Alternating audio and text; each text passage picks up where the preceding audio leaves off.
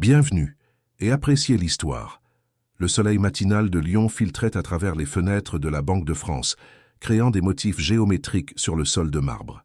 Marie-Hélène Dubois s'approcha lentement du bureau du jeune employé, s'appuyant sur sa canne en bois sculpté qui avait appartenu à son défunt mari.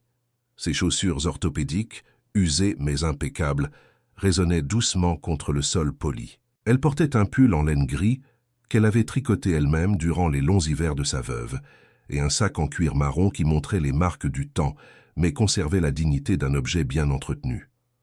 La banque se dressait, imposante sur l'avenue des Champs-Élysées, avec ses colonnes néoclassiques et ses grandes baies vitrées qui reflétèrent le trafic constant de la ville. Pour Marie-Hélène, qui avait assisté à la transformation de Lyon, d'une ville de province à une métropole moderne, chaque visite à la banque évoquait des souvenirs de décennies passées. Elle se souvenait quand ce même bâtiment avait été un hôtel particulier, converti ensuite en siège bancaire dans les années 40. « Excusez-moi, jeune homme », murmura-t-elle d'une voix qui tremblait à peine perceptiblement.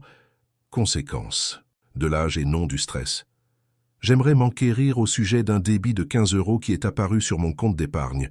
Je n'ai pas le souvenir d'avoir effectué de transfert. » L'employé, dont la plaque d'identification indiquait « Robert Martin, chargé de clientèle », ne leva pas immédiatement les yeux. Il avait peut-être 25 ans, portait une cravate bleu marine parfaitement nouée et les cheveux gominés en arrière avec la propreté de celui qui aspire à monter dans l'échelle hiérarchique. Ses yeux restaient fixés sur l'écran de l'ordinateur où discrètement il jouait au solitaire entre deux clients. La climatisation de la banque ronronnait constamment, se mêlant au son des conversations murmurées et au bruit intermittent des machines à calculer. Quand il finit par diriger son regard vers Marie-Hélène, ses yeux glissèrent rapidement sur son apparence, le pull visiblement fait maison, le sac qui avait connu de meilleures décennies, les chaussures orthopédiques qui criaient la nécessité, plus que le choix. Robert soupira presque imperceptiblement, une expiration qui communiquait clairement sa perception que cette interaction serait une perte de temps. « C'est un débit standard pour inactivité de compte », répondit-il avec un sourire qui n'atteignait pas ses yeux, une expression qu'il avait perfectionnée pour les clients qu'il considérait comme problématiques ou insignifiants. « Vous devriez probablement lire les conditions générales avec plus d'attention, madame. » L'emphase qu'il mit sur « madame » transforma le mot courtois en une sorte de condescendance palpable, comme si l'âge de Marie-Hélène était un défaut personnel. Elle cligna lentement des yeux, sentant un nœud familier se former dans sa gorge. Pendant 71 ans, elle avait été une femme bien élevée, qui ne provoquait jamais de scène, qui souriait toujours même quand on la piétinait. Son éducation, forgée à une époque où les femmes de sa classe sociale devaient être invisibles et toujours appropriées, la maintenait calme même face à l'humiliation. « Mais je ne me souviens pas avoir signé quoi que ce soit qui autorise ce débit, » insista-t-elle gentiment, sa voix douce comme toujours. « Pourriez-vous me montrer la documentation correspondante ?» Robert ricana légèrement, ses doigts tambourinant impatiemment sur le bureau. « Écoutez, madame, ces frais sont clairement spécifiés dans le contrat que vous avez signé lors de l'ouverture du compte. Si vous ne les comprenez pas, vous devriez peut-être demander à un membre de votre famille plus jeune de vous accompagner la prochaine fois. » Les mots frappèrent Marie-Hélène comme de petites gifles. L'implication était claire. Elle était trop âgée, trop ignorante, trop insignifiante pour gérer ses propres affaires financières. La chaleur de la rougeur monta sur ses joues pendant qu'elle observait d'autres clients, plus jeunes et mieux habillés, être servis avec déférence et patience. « Pourrais-je parler au directeur de l'agence, s'il vous plaît ?» demanda-t-elle, sa voix restant ferme. Malgré le tourbillon émotionnel qui l'enveloppait, Robert était déjà en train de se retourner vers son ordinateur, manifestement en train de mettre fin à la conversation. « Il est en réunion.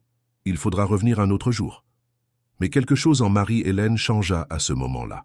Peut-être était-ce l'accumulation de décennies de mépris similaires, ou peut-être le souvenir de son défunt mari Georges, qui lui avait toujours dit qu'elle avait plus de force qu'elle ne le montrait. Ses doigts arthritiques, qui avaient cousu des milliers de vêtements, cuisiné des millions de repas et consolé d'innombrables larmes, fouillèrent dans son sac à main jusqu'à trouver un petit portefeuille en cuir noir qui était resté caché pendant des années. Elle en sortit une carte que très peu de gens avaient jamais vue. Elle était élégante, à bord doré, avec des lettres gravées en relief qui captaient la lumière de la banque. Elle la posa avec un soin délibéré sur le comptoir, juste à côté du clavier de Robert, où elle ne pouvait être ignorée. « En réalité, dit-elle, et sa voix avait acquis une fermeté qu'elle n'avait pas montrée auparavant, j'aimerais parler au directeur des opérations immédiatement. » Robert laissa échapper un rire sec sans lever les yeux. « Ce n'est pas comme ça que les choses fonctionnent ici, madame. Vous ne pouvez pas simplement... » Sa voix s'évanouit progressivement, quand ses yeux tombèrent sur la carte. Il lut à voix haute d'abord avec désintérêt, puis avec une horreur croissante. Marie-Hélène Dubois. Il fit une pause, puis d'une voix qui se brisa légèrement. Actionnaire majoritaire, Banque de France. La couleur se vida de son visage comme de l'eau versée sur du sable sec. Ses mains commencèrent à trembler imperceptiblement tandis qu'une goutte de sueur glissait sur son front, malgré la climatisation qui maintenait la banque à une température constante. Le silence qui suivit sembla s'étendre pendant une éternité.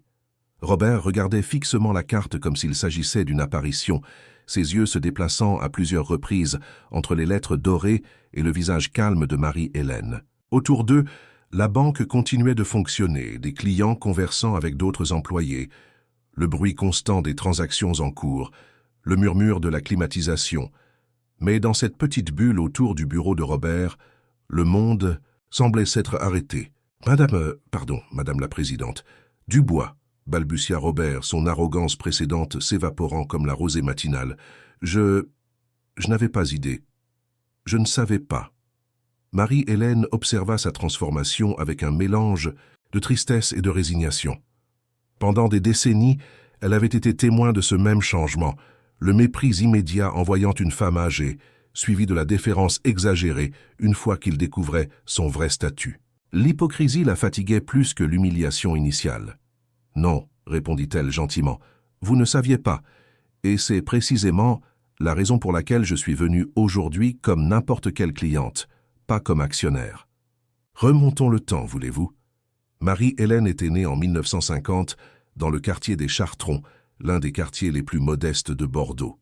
Sa famille vivait dans un immeuble où 6 familles partageaient une cour centrale et 2 toilettes communes. Son père, Raymond Dubois, travaillait comme maçon, se levant chaque aube pour chercher du travail sur les chantiers qui fleurissaient dans la ville en expansion. Sa mère, Carmen Leclerc, complétait les maigres revenus familiaux en vendant des crêpes et des jus de fruits au marché des Capucins. Marie-Hélène était l'aînée de 5 frères et sœurs.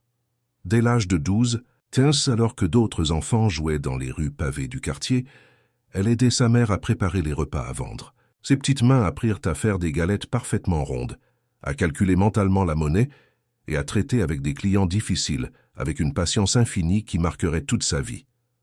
Les dimanches, lorsque la famille se réunissait, après la messe à la paroisse Saint-Pierre, Carmen répétait toujours la même leçon à ses enfants. « L'éducation est la seule chose qu'on ne peut pas perdre, mes enfants. On peut tout voler, sauf ce que vous avez dans la tête. » Marie-Hélène prit ces mots comme un mantra. Elle étudiait à la lueur des bougies parce que l'électricité était intermittente. Elle faisait ses devoirs sur une planche posée sur une caisse en bois qui servait de table.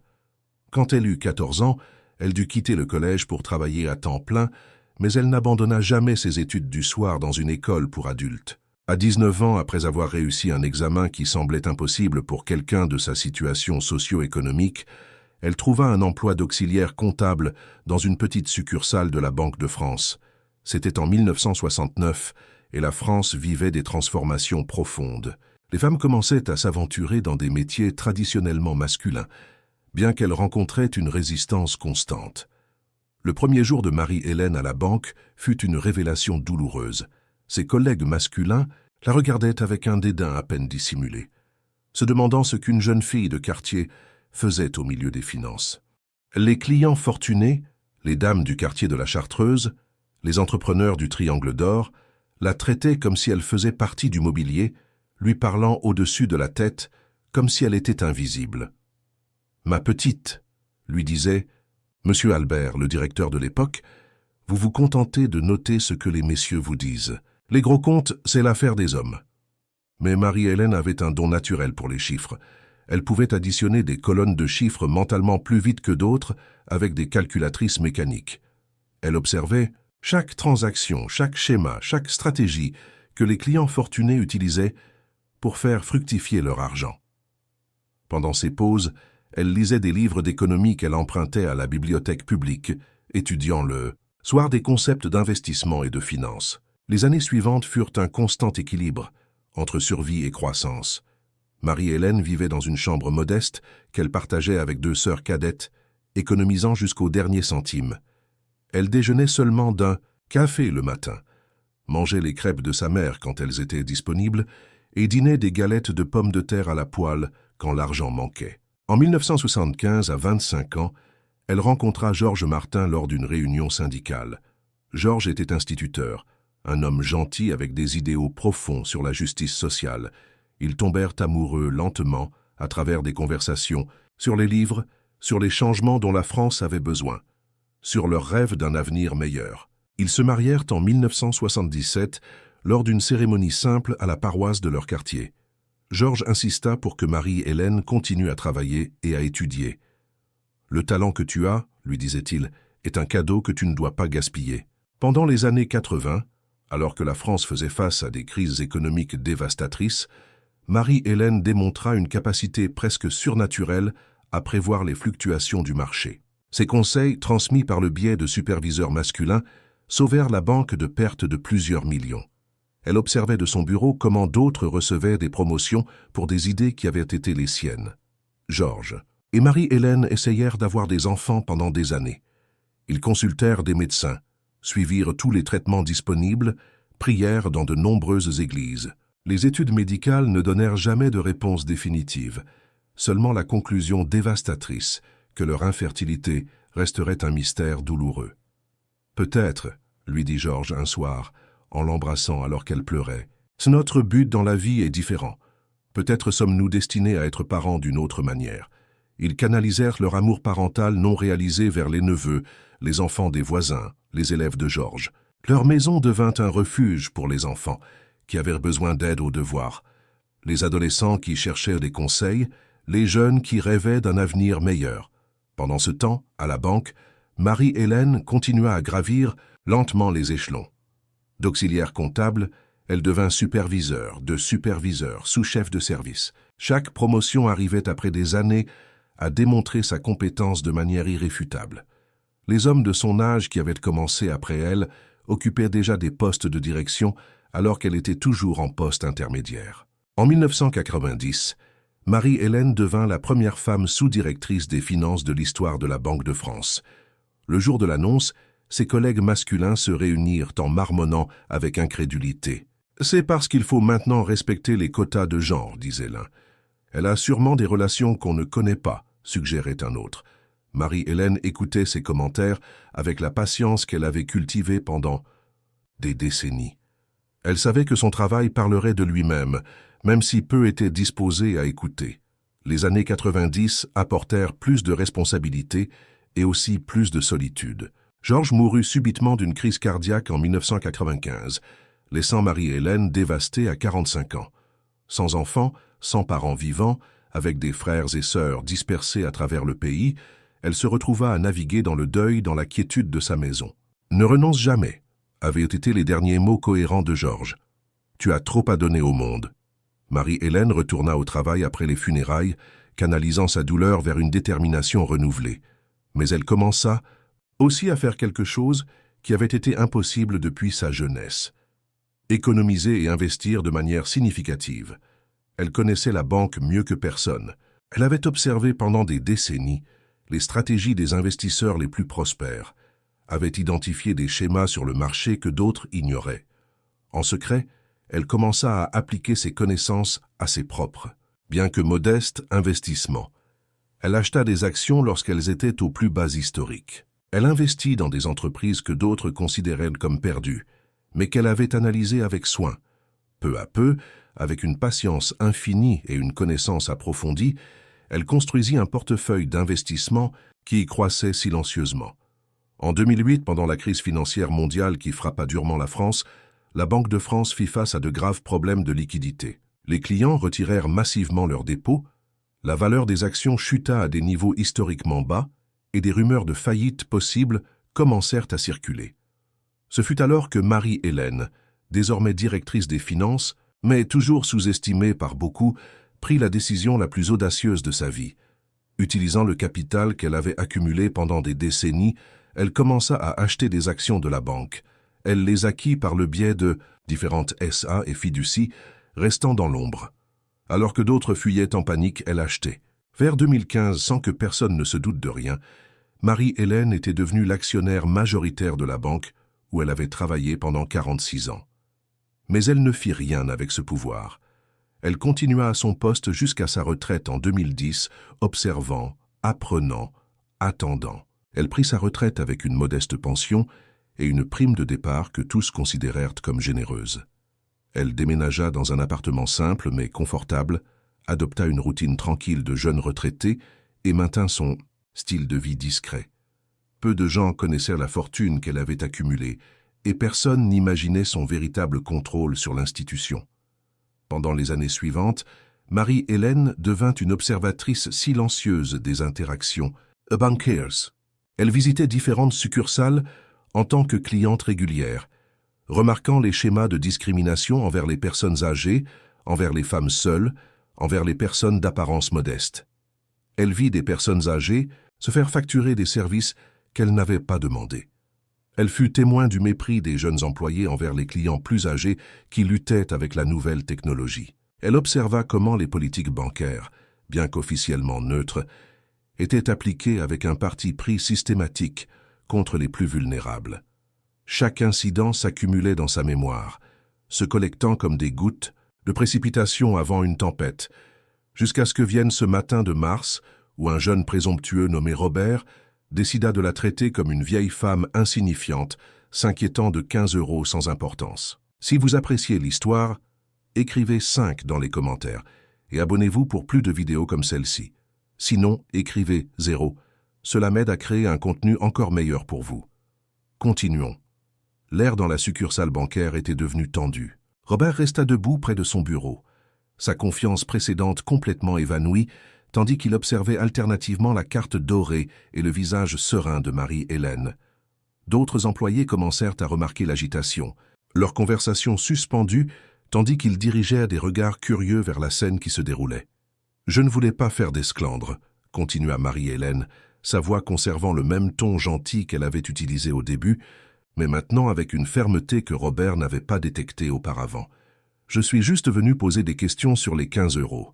Mais cela se produit depuis des semaines, pas seulement avec moi. » Robert avala sa salive bruyamment. « Madame la présidente Herrera, je ne savais pas si j'avais su. » « Mais c'est précisément le problème, » l'interrompit doucement Marie-Hélène. « Votre comportement envers moi ne devrait pas changer en fonction de qui je suis. Chaque client, quel que soit son âge, son apparence ou son statut apparent, mérite le même respect. » Patricia Moreau, la secrétaire de direction qui avait travaillé dans cette succursale pendant 15 ans, avait reconnu l'agitation et s'approchait rapidement. Patricia avait vu des photos de Marie-Hélène dans les rapports annuels de la banque, bien qu'elles aient toujours été des figures distantes lors de réunions financières qui semblaient exister dans un royaume complètement séparé du quotidien opérationnel.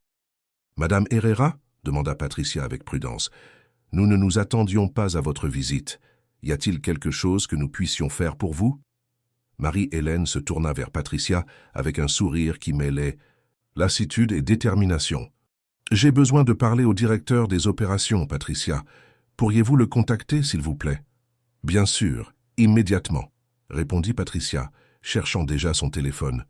Pendant qu'elle parlait, Robert resta figé, apparemment incapable de traiter la transformation complète de sa routine matinale.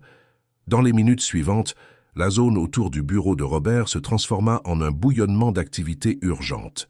Des employés murmuraient entre eux, certains passaient, des appels rapides au siège. D'autres se contentaient d'observer la situation sans précédent qui se déroulait devant eux. Marie-Hélène, entre-temps, resta calme et posée. Elle s'assit sur l'une des chaises d'attente inconfortables, plaçant sa canne contre son genou et observant le plancher de la banque avec l'attention nue qu'elle n'avait jamais appliquée auparavant en tant que propriétaire. De sa nouvelle perspective, elle remarqua des détails que des années de visite en tant que cliente régulière avaient rendus invisibles. la façon dont le comportement des employés changeait en fonction de la richesse apparente des clients, les regards rapides et méprisants dirigés vers les clients plus âgés, les procédures qui semblaient conçues davantage pour décourager que pour aider ceux qui étaient moins familiers avec la technologie bancaire moderne. Environ 20 minutes plus tard, 3 hommes arrivèrent à la succursale, le directeur régional des opérations, le directeur de la succursale locale et le chef des ressources humaines. Leurs visages variaient de nerveux à terrifiés, chacun comprenant clairement que leur carrière pourrait dépendre de l'issue de la prochaine conversation. « Madame Herrera, » commença le directeur des opérations, « Monsieur Ange Dupont, un homme robuste d'une 50aine d'années, qui était à la banque depuis près de 30 ans. C'est un honneur de vous recevoir ici. Si nous avions su que vous envisagiez de nous rendre visite, c'est précisément pour cela que je n'ai pas prévenu, » interrompit Marie-Hélène courtoisement mais fermement. « Je voulais voir comment les choses fonctionnent réellement ici. » Elle se leva lentement, s'aidant de sa canne mais gardant sa dignité intacte. « Pouvons-nous parler en privé ?» Les exécutifs échangèrent des regards avant de l'escorter vers le bureau vitré du directeur. Robert les regarda partir, encore paralysé par la révélation qu'il avait traité la propriétaire de toute la banque comme un fardeau insignifiant. Dans le bureau, Marie-Hélène s'assit face aux 3 hommes, son sang-froid remarquable pour quelqu'un qui venait d'exposer un problème qui pourrait avoir des conséquences importantes pour les carrières et les opérations. « Je veux que vous compreniez, » commença-t-elle, « que je ne suis pas venue ici aujourd'hui pour humilier qui que ce soit ou pour exercer le pouvoir inutilement. Je suis venue parce qu'il y a un problème systémique qui doit être abordé. » Elle expliqua non seulement l'interaction avec Robert, mais aussi ses observations lors de récentes visites dans de nombreuses succursales. La discrimination envers les clients âgés, les politiques qui semblaient conçues pour embrouiller plutôt que pour éclairer, les employés qui traitaient l'âge avancé comme une responsabilité plutôt que comme une relation qui méritait le respect. « Ce n'est pas seulement à propos de Robert, » insista-t-elle. « Il est simplement un symptôme de la culture plus large que nous avons laissé se développer. » Monsieur Dupont s'éclaircit nerveusement la gorge. « Madame Herrera, acceptez nos plus sincères excuses. Nous allons enquêter immédiatement et prendre les mesures appropriées. »« Ce n'est pas ce que je veux, » l'interrompit Marie-Hélène. « Licencier Robert ne résout rien. Le former, changer notre culture, mettre en œuvre des politiques qui garantissent la dignité de tous les clients.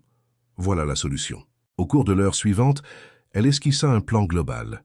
Une formation obligatoire pour tous les employés sur le service respectueux, des audits réguliers, à la fois annoncés et surprises, un système de plaintes séparées, géré par des consultants externes, et surtout un changement de l'approche complète de la banque envers les relations avec les clients, en particulier avec les populations vulnérables. Les institutions financières, conclut-elle, ont une responsabilité spéciale. Nous gardons les économies de toute une vie, leurs fonds pour la retraite, l'argent qui représente la liberté dans leurs années de déclin. Lorsque nous traitons les clients âgés avec irrespect, nous ne sommes pas seulement impolis, nous violons une confiance.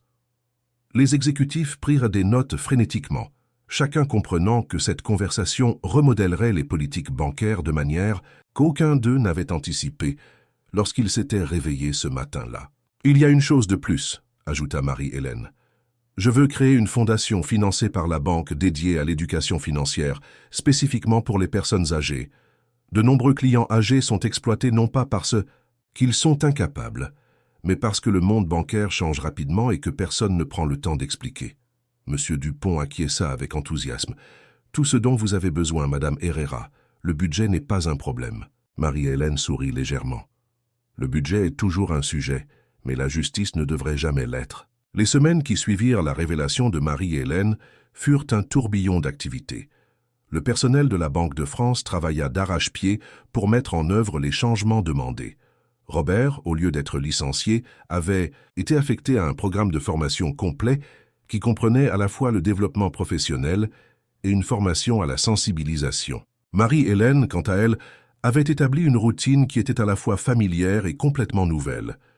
Tous les quelques jours, elle visitait différentes succursales bancaires, non pas en tant qu'actionnaire, mais en tant que cliente, régulière. Cependant, désormais, ces visites avaient un double objectif: observer les améliorations et continuer à identifier les domaines qui nécessitaient encore du travail. Un après-midi d'avril, alors qu'elle se promenait dans le centre historique de Bordeaux, vers une autre visite de succursale, Marie-Hélène réfléchit aux changements qui devenaient déjà visibles. Les employés étaient plus patients, plus attentifs. On offrait aux clients âgés des chaises plus confortables. Les processus étaient expliqués plus en détail. Dans la succursale qu'elle visitait ce jour-là, elle remarqua une nouvelle caractéristique: du matériel bilingue et des membres du personnel spécialement formés pour aider les clients qui avaient des difficultés avec la technologie. Un vieil homme était aidé à configurer ses opérations bancaires en ligne, l'employé faisant preuve d'une patience remarquable en expliquant chaque étape 3 fois. « Vous voyez comment fonctionne ce bouton, Monsieur Garcia ?» demanda la jeune femme en pointant l'écran. « Prenez votre temps, il n'y a pas d'urgence. » Marie-Hélène sourit, reconnaissant qu'il y a plusieurs mois, une telle interaction aurait été précipitée ou méprisante.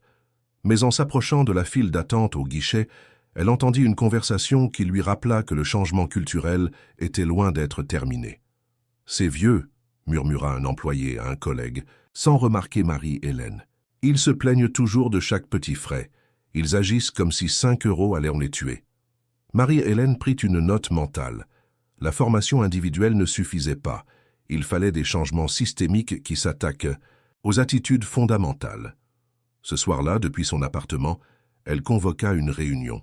Patricia Moreau, qui était devenue son intermédiaire non officiel, arriva avec 3 autres employés bancaires expérimentés qui avaient fait preuve d'un engagement véritable envers les nouvelles politiques. Les changements superficiels sont bons, expliqua Marie-Hélène, mais je suis préoccupée par les attitudes sous-jacentes qui n'ont pas changé. Patricia acquiesça. Il est difficile de changer les mentalités qui sont enracinées depuis des années, en particulier parmi les jeunes travailleurs qui voient les clients âgés comme un fardeau plutôt que comme des personnes avec une précieuse expérience. Alors nous avons besoin d'une approche différente, réfléchit Marie-Hélène. Et si nous créions un programme de tutorat, des clients âgés associés à des employés, partageant leur expérience et leur sagesse au lieu de simplement effectuer des transactions? Cette idée donna le coup d'envoi à ce qui allait devenir le programme d'échange générationnel.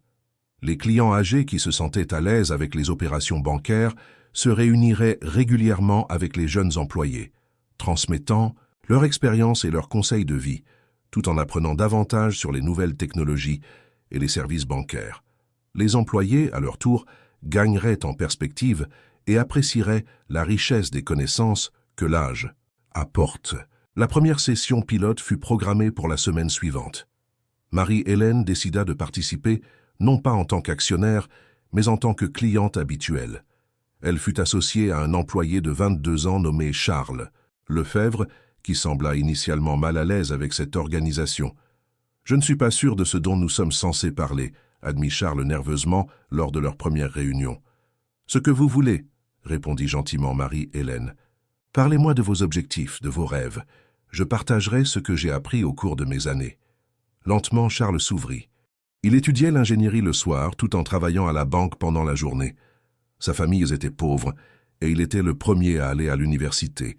Les pressions financières étaient énormes.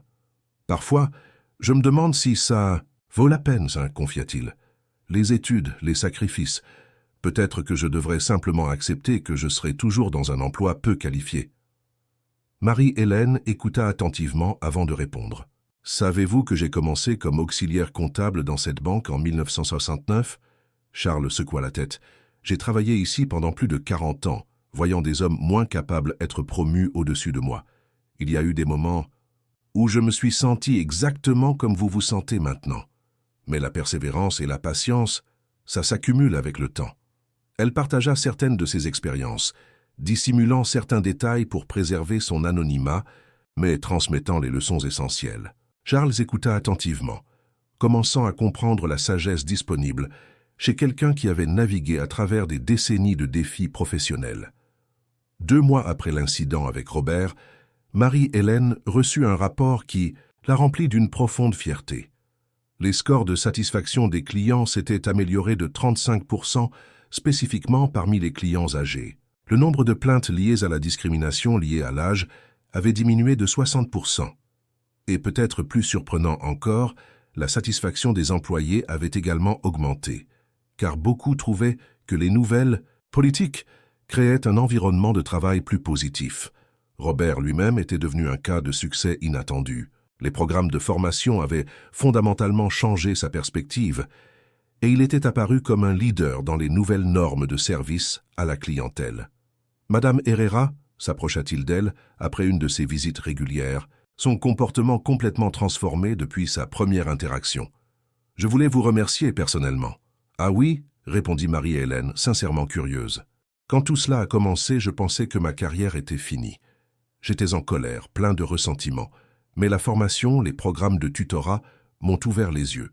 Je ne me suis jamais rendu compte de tout ce que je perdais en écartant les gens en fonction de leur apparence ou de leur âge. » Il fit une pause, semblant un peu honteux. « Je me suis porté volontaire pour le programme de tutorat.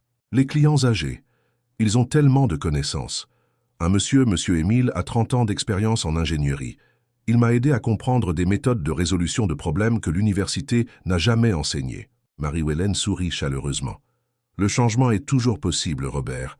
C'est l'une des leçons les plus importantes de la vie. » Fin avril, les médias nationaux avaient commencé à remarquer la transformation qui se produisait à la Banque de France. Des journalistes financiers écrivirent des articles sur l'approche révolutionnaire des services aux clients âgés, bien qu'aucun n'ait découvert l'histoire derrière les changements. Un matin de mai, Marie-Hélène reçut un appel téléphonique qui transformerait une fois de plus son mouvement. C'était Carmen Leclerc, la présidente de l'ADMR, Association des déesses et mères de retraités, une organisation qui défend les personnes âgées. « Madame Herrera, dit Carmen, nous avons entendu des rumeurs concernant des changements incroyables à la Banque de France. Seriez-vous disposée à vous rencontrer et à discuter de la manière dont d'autres institutions pourraient s'inspirer de votre approche ?» Cet appel marqua le début d'un mouvement beaucoup plus large. En quelques semaines, Marie-Hélène se retrouva au centre de discussion impliquant de multiples institutions financières dans toute la France. Des banques qui avaient auparavant ignoré les problèmes de discrimination liés à l'âge étaient soudainement intéressées à comprendre et à mettre en œuvre des programmes similaires. Cette petite victoire dans une seule succursale bancaire allait-elle provoquer une révolution dans le secteur financier français? Marie-Hélène était sur le point de le découvrir. Carmen Leclerc était une femme formidable, d'une 60aine d'années qui avait passé des décennies à lutter pour les droits des personnes âgées. Quand elle vint rencontrer Marie-Hélène, elle amena avec elle une délégation composée de psychologues, de travailleurs sociaux et d'experts en développement des adultes. « Nous avons étudié des cas de discrimination contre les personnes âgées les uns après les autres », expliqua Carmen lors de leur réunion dans le modeste appartement de Marie-Hélène. « Mais nous avons rarement vu des changements aussi complets et réussis mis en œuvre aussi rapidement. Dites-nous, comment avez-vous fait ?» Marie-Hélène servit du café et des petits gâteaux qu'elle avait faits elle-même, conservant sa modestie caractéristique malgré la reconnaissance croissante de son travail. « Ce n'était pas de la magie, » répondit-elle, s'asseyant dans son fauteuil préféré. « C'était simplement reconnaître que les clients âgés ne sont pas des problèmes à résoudre, mais des personnes à respecter. » Au cours de l'heure suivante, elle expliqua en détail les stratégies qui avaient fonctionné, la combinaison de changements de politique, de programmes de formation, d'opportunités de tutorat et, plus important encore, un changement fondamental de la perspective sur le vieillissement et la sagesse. Carmen se pencha en avant avec attention. « Nous menons ces batailles depuis des décennies. Banques, bureaux gouvernementaux, systèmes de santé, partout, les personnes âgées sont traitées comme des inconvénients. Vous avez trouvé quelque chose qui fonctionne. »« Pas seulement moi, » corrigea gentiment Marie-Hélène. « Cela n'a été possible que parce que nous avons eu le soutien de la banque elle-même, sans Patricia, sans la direction disposée à changer. Mais vous aviez une influence que la plupart des gens n'ont pas, » observa le docteur Rachel Martin, une gérontologue du groupe de Carmen. « Comment reproduisons-nous cela quand les clients âgés n'ont pas ce pouvoir ?» Cette question suscita une idée qui allait transformer toute l'approche de Marie-Hélène. « Et si, réfléchit-elle à voix haute, nous créions un réseau, ne pas dépendre du pouvoir individuel, mais de l'action collective ?» Au cours des semaines suivantes, Marie-Hélène se consacra à enquêter sur des problèmes similaires dans l'ensemble du secteur financier français. Les découvertes que fit Marie-Hélène au cours de son enquête furent à la fois révélatrices et troublantes. Elle trouva des cas répétés dans toute la France, des clients âgés qui se faisaient facturer des services qu'ils n'avaient pas demandés, qui étaient poussés à acquérir des produits financiers qu'ils ne comprenaient pas, ou qui étaient simplement ignorés lorsqu'ils tentèrent de résoudre des problèmes. À Marseille, une veuve avait perdu des milliers d'euros à cause de frais qu'elle ne savait pas exister. À Nice, on disait aux hommes âgés que leur pension ne pouvait pas être versée directement parce qu'ils étaient trop vieux pour comprendre les virements électroniques. À Paris, certaines banques avaient mis en œuvre des politiques informelles exigeant que les membres plus jeunes de la famille accompagnent les clients âgés pour certaines transactions. Mais Marie-Hélène découvrit également quelque chose d'inattendu. De nombreux clients âgés qui étaient confrontés à ces problèmes étaient loin d'être impuissants.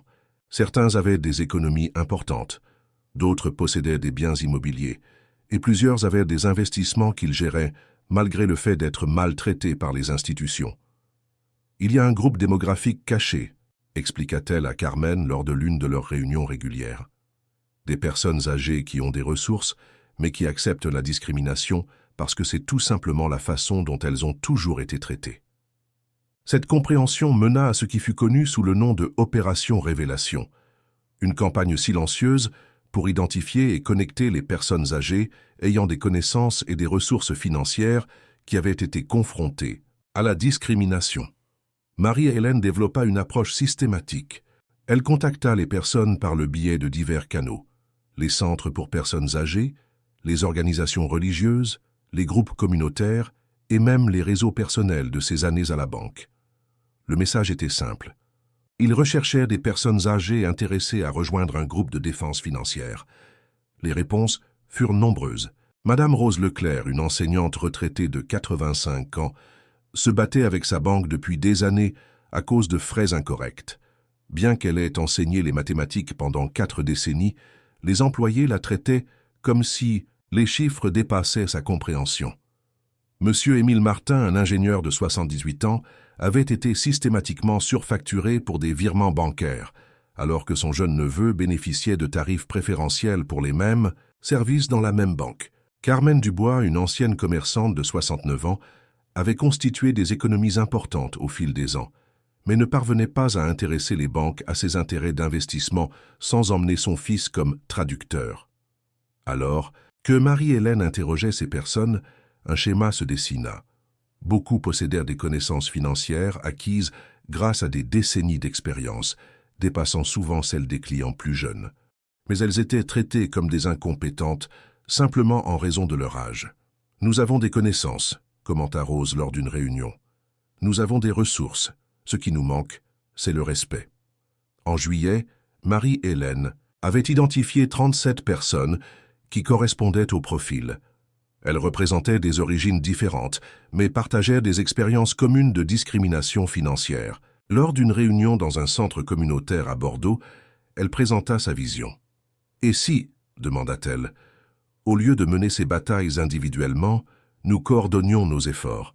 Et si les banques réalisaient que les clients âgés ne sont pas des individus sans défense à exploiter, mais une communauté connectée avec d'importantes ressources collectives? » Le groupe embrassa l'idée avec enthousiasme. Elles se nommèrent elles-mêmes les protectrices, reflétant leur engagement à protéger la dignité financière des personnes âgées dans toute la France. Leur première action fut coordonnée, mais subtile. Au cours d'une semaine, les membres des protectrices visitèrent des banques dans toute la France, chacune posant des questions similaires sur les frais, les politiques et les services. Elles documentèrent chaque interaction, enregistrant les cas de discrimination. Les résultats furent accablants. Sur 127 interactions, 89 impliquaient une forme de traitement méprisant.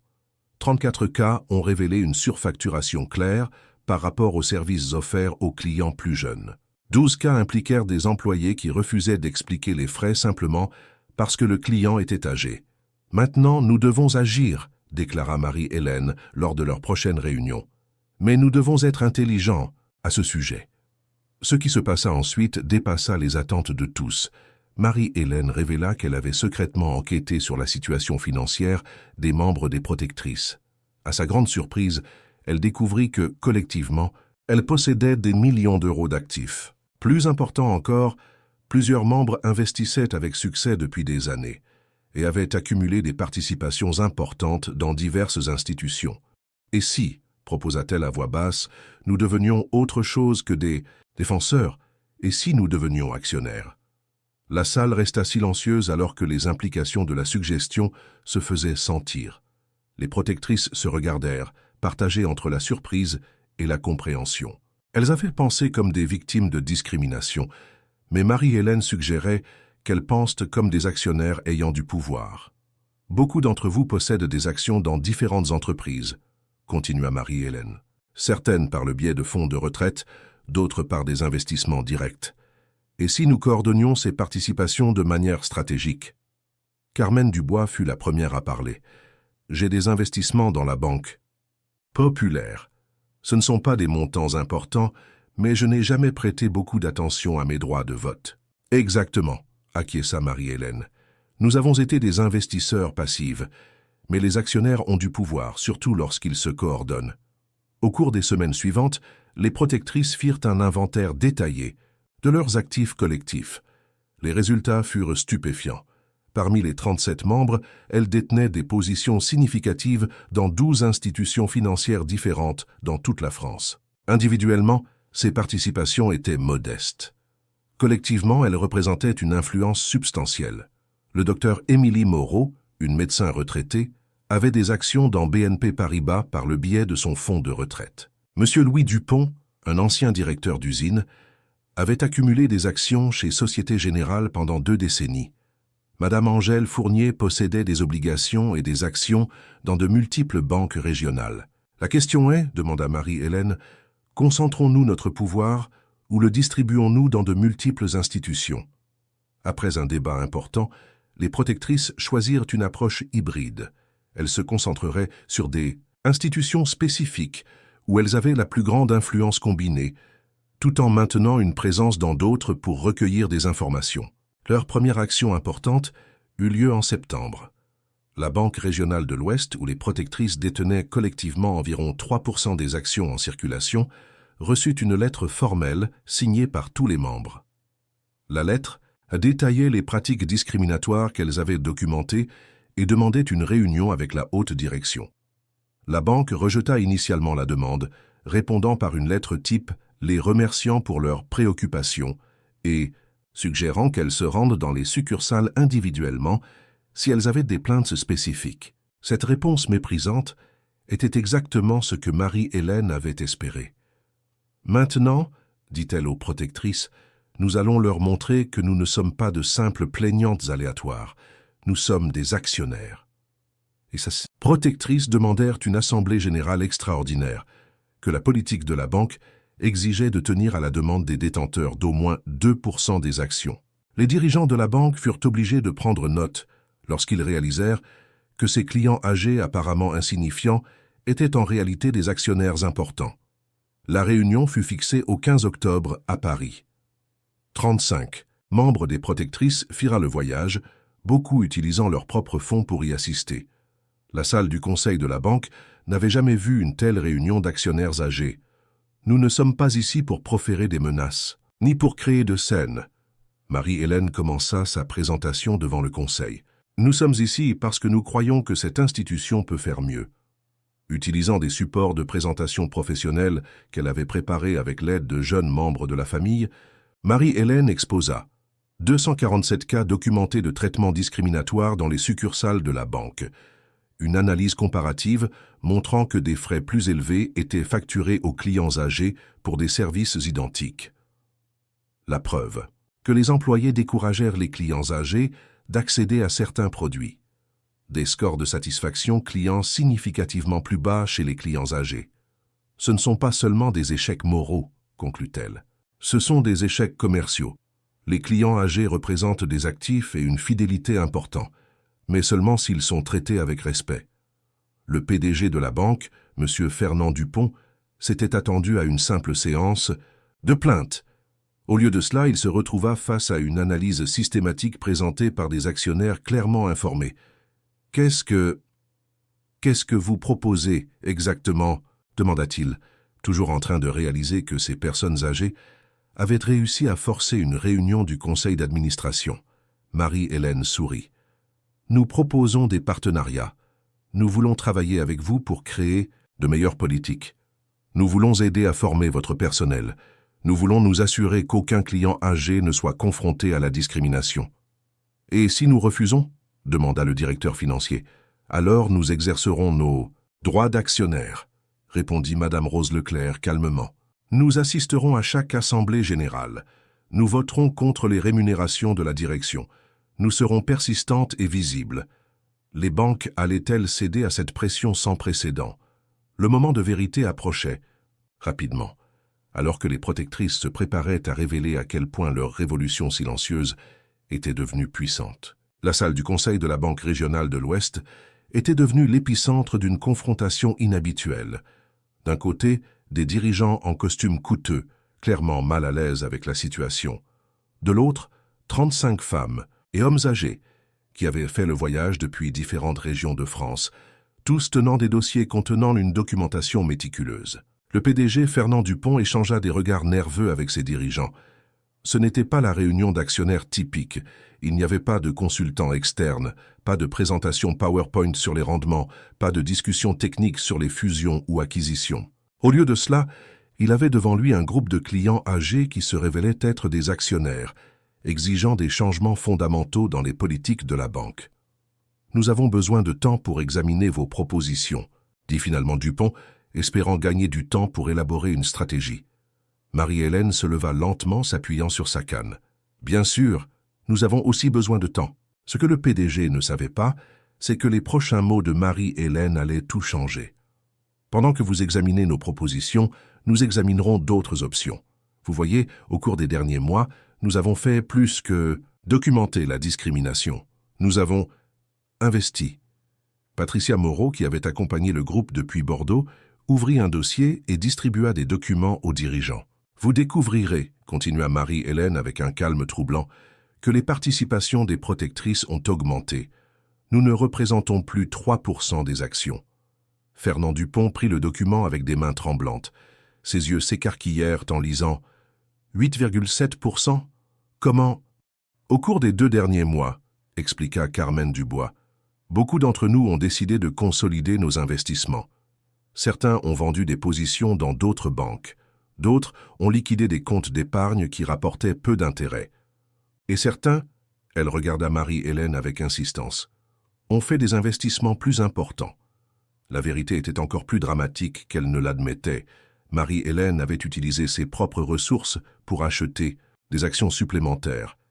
Mais elle l'avait fait par le biais de multiples entités afin d'éviter de révéler son niveau réel de contrôle. Son expérience bancaire lui avait appris exactement comment structurer ces transactions. « Avec 8,7% des actions, » continua Marie-Hélène, « nous avons une certaine influence sur les décisions de la banque. Et nous réfléchissons à la manière d'utiliser cette influence. » Le silence absolu remplit la salle. « Vous pourriez, » suggéra Madame Rose Leclerc avec une apparente innocence, « choisir de voir cela comme une opportunité, travailler avec nous pour apporter des améliorations. Ou vous pourriez voir ce qui se passe lorsqu'un groupe d'actionnaires déterminés décide qu'il est temps de changer de direction. » Fernand Dupont réalisa qu'il avait complètement sous-estimé la situation. Ce n'était pas simplement des clients qui se plaignaient. C'était un bloc d'actionnaires organisé avec un pouvoir réel. « Qu'est-ce que vous attendez exactement ?» demanda-t-il, son arrogance initiale complètement disparue. Marie-Hélène sourit, mais ce n'était pas un sourire chaleureux. « Nous attendons du respect. Nous attendons que chaque employé de cette banque traite les clients âgés avec la dignité qu'ils méritent. Nous attendons des politiques transparentes sur les frais. Nous attendons une formation adéquate pour le personnel. Et nous attendons une représentation, » ajouta Carmen Leclerc, qui avait joint son organisation aux protectrices. « Nous voulons qu'un membre de notre groupe rejoigne le conseil d'administration. » Cette dernière demande tomba comme une bombe. Jamais dans l'histoire de la banque, un groupe de clients n'avait exigé une représentation directe dans la direction. « C'est impossible, » bégaya le directeur financier. « Les membres du conseil sont élus selon les votes des actionnaires, » termina Marie-Hélène fermement. « Et avec notre participation, nous avons notre mot à dire dans ces élections. » Au cours des 2 heures suivantes, la réunion se transforma en une négociation intense. Les dirigeants de la banque, initialement sceptiques et condescendants, réalisèrent progressivement que les protectrices étaient non seulement bien informées et organisées, mais qu'elles avaient le pouvoir financier réel de soutenir leurs demandes. Finalement, un accord préliminaire fut conclu.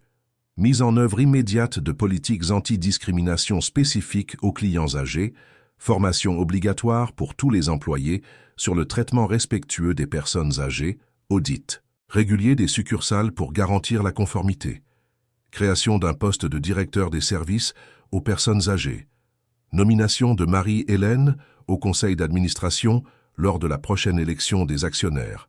En sortant du bâtiment de la banque, les protectrices étaient euphoriques. Elles avaient réalisé plus en une seule réunion que de nombreux groupes de défense ne le faisaient en des années de campagne. « Ce n'est que le début », murmura Marie-Hélène à Patricia en marchant vers la sortie. « Si d'autres banques apprennent ce que nous avons fait ici. » Elle ne termina pas sa phrase, mais l'implication était claire.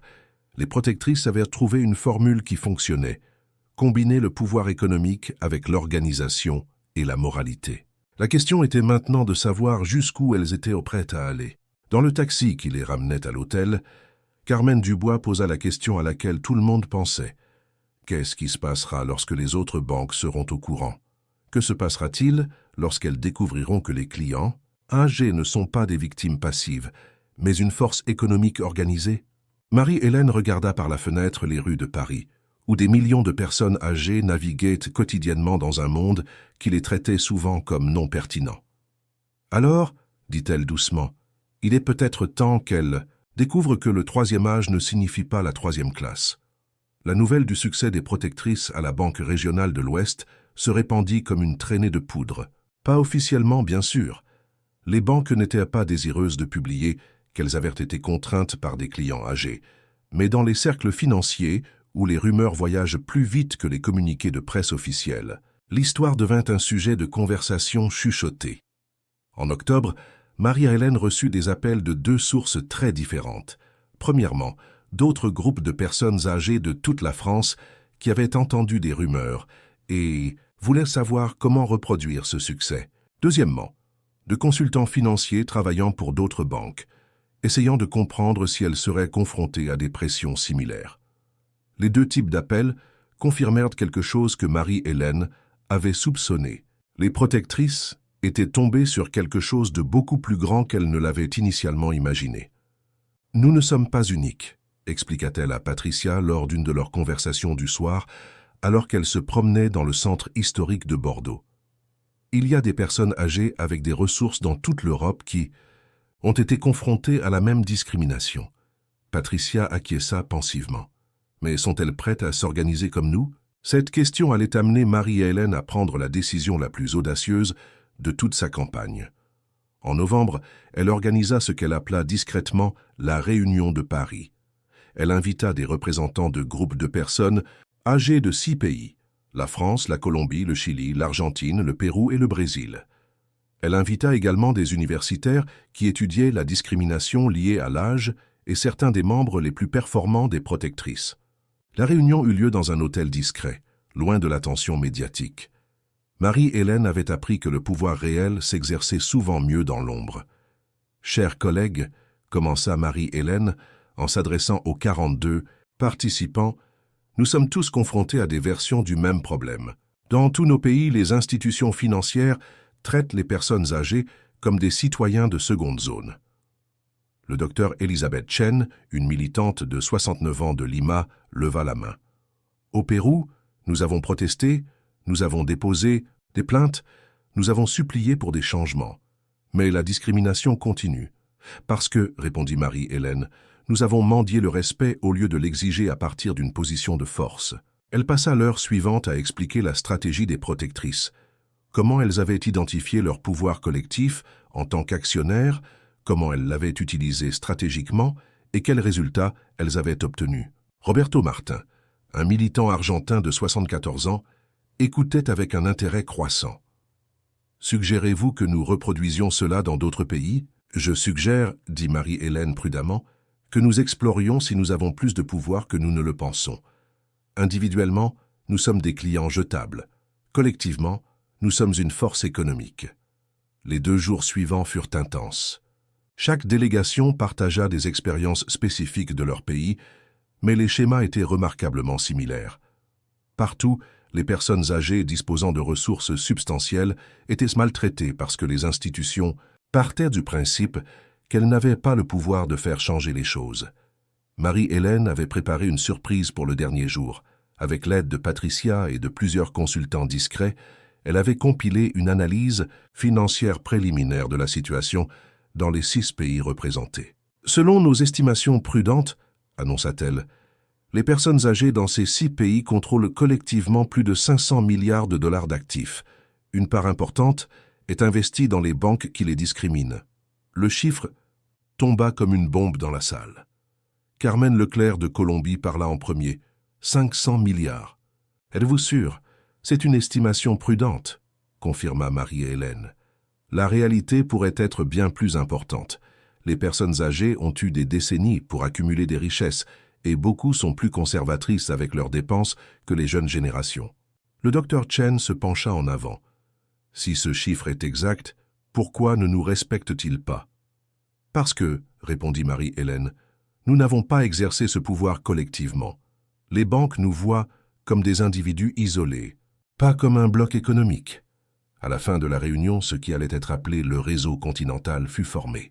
Ce n'était pas une organisation formelle avec des structures bureaucratiques, mais un réseau de communication et de coordination entre des groupes de personnes âgées ayant des objectifs similaires. Le premier projet pilote serait ambitieux, coordination d'actions simultanées dans les 6 pays au cours du mois de janvier.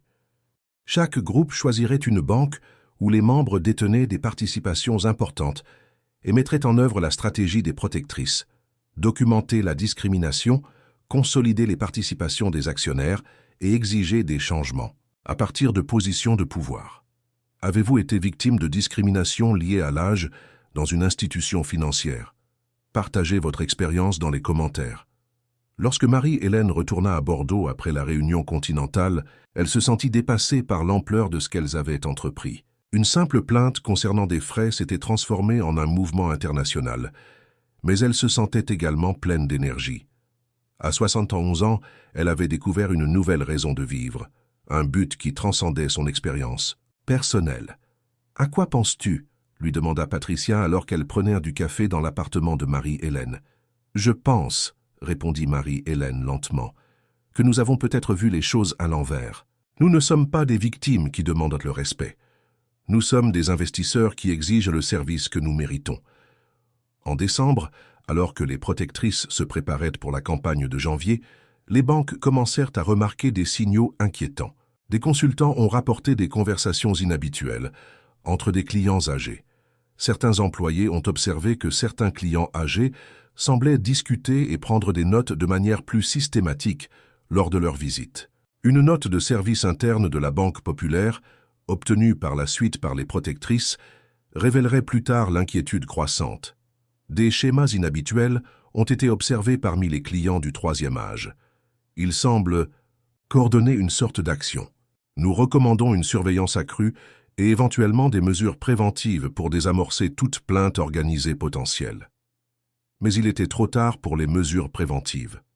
Marie-Hélène et ses collaborateurs avaient déclenché quelque chose que les banques n'avaient pas prévu, le pouvoir des clients âgés organisés et financièrement autonomes.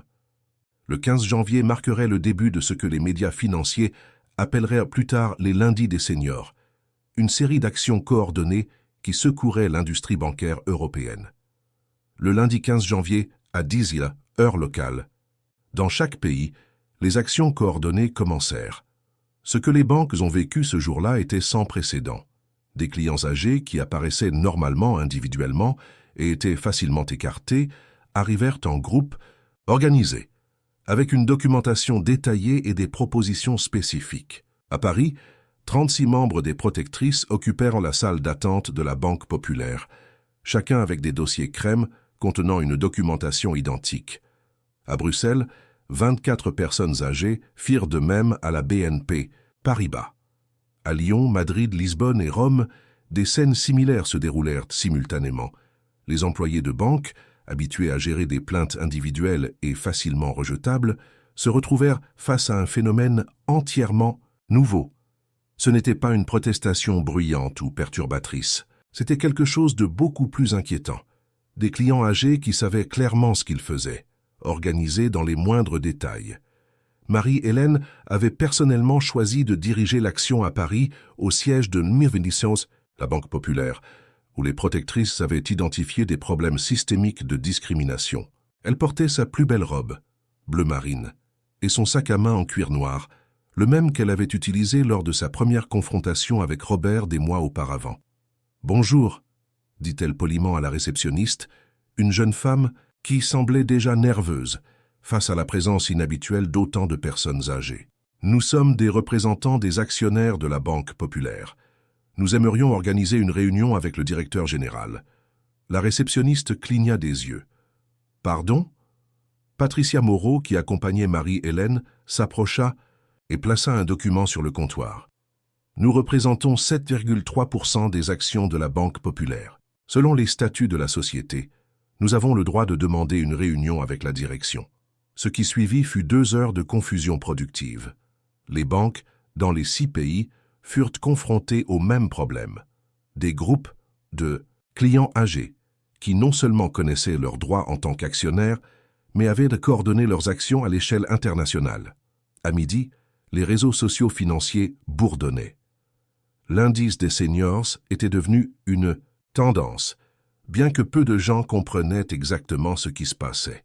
Le succès de ce premier jour dépassa même les attentes les plus optimistes de Marie-Hélène. 5 des 6 banques cibles acceptèrent d'organiser des réunions dans la semaine. La 6e, la Caixa Geral de Depósitos, refusa initialement, mais changea de position lorsque les représentants des protectrices portugaises menacèrent de présenter leurs demandes lors de la prochaine Assemblée générale. Mais il y avait plus en jeu que des accords individuels avec les banques. La couverture médiatique avait commencé, et comme Marie-Hélène l'avait prédit, les réactions furent mitigées et révélatrices. Un éditorial dans le Figaro de Paris disait « Qu'est-ce qui va se passer ensuite ? Les adolescents exigeront-ils une représentation au sein des conseils d'administration ?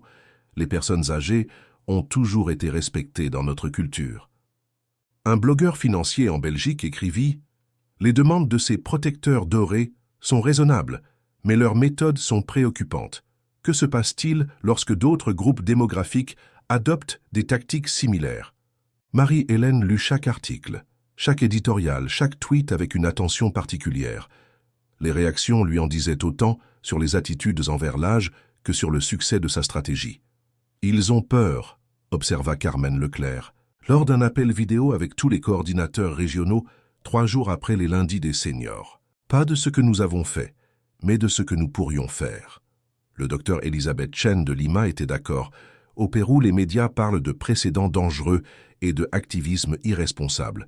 Mais lorsque vous analysez ce que nous demandons réellement, le respect de base et un traitement équitable, il est difficile de soutenir que nous soyons déraisonnables. La première réunion après les lundis des seniors eut lieu le jeudi dans les bureaux de la Banque populaire à Paris. Marie-Hélène choisit son équipe avec soin, elle-même, Patricia Moreau, Carmen Dubois et, de façon surprenante, Robert Martin. Robert avait spécifiquement demandé à rejoindre l'équipe. Sa transformation personnelle, passant de l'employé arrogant, qui avait méprisé Marie-Hélène à un défenseur du traitement digne des personnes âgées, avait été remarquable. « Je veux être là », avait-il insisté, non pas en tant que sa victime, mais en tant que quelqu'un qui comprend à la fois le problème et les solutions. La salle de conférence de la banque était tendue. Le PDG de la Banque populaire, M. Alexandre Martin, avait amené toute son équipe, chef du service juridique, directeur des opérations, responsable des ressources humaines et spécialiste des relations publiques. « Madame Herrera », commença Martin son ton soigneusement neutre, « nous comprenons que vous avez des préoccupations concernant nos services. » « Pas des préoccupations, corrigea doucement Marie-Hélène. Nous avons des preuves documentées de discrimination systématique et en tant qu'actionnaires, nous exigeons des changements. Au cours des 3 heures suivantes, les protectrices présentèrent un cas méticuleusement préparé. Robert, utilisant son expérience d'ancien employé de banque, expliqua exactement comment les pratiques discriminatoires fonctionnaient de l'intérieur.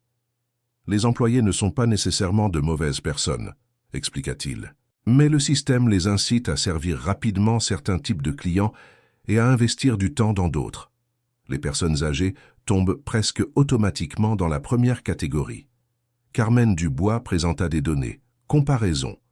Des frais facturés aux clients de différents âges pour des services identiques, temps d'attente moyen et résultats d'enquêtes de satisfaction qui révélaient des disparités constantes. Patricia montra des preuves photographiques, prises avec le consentement.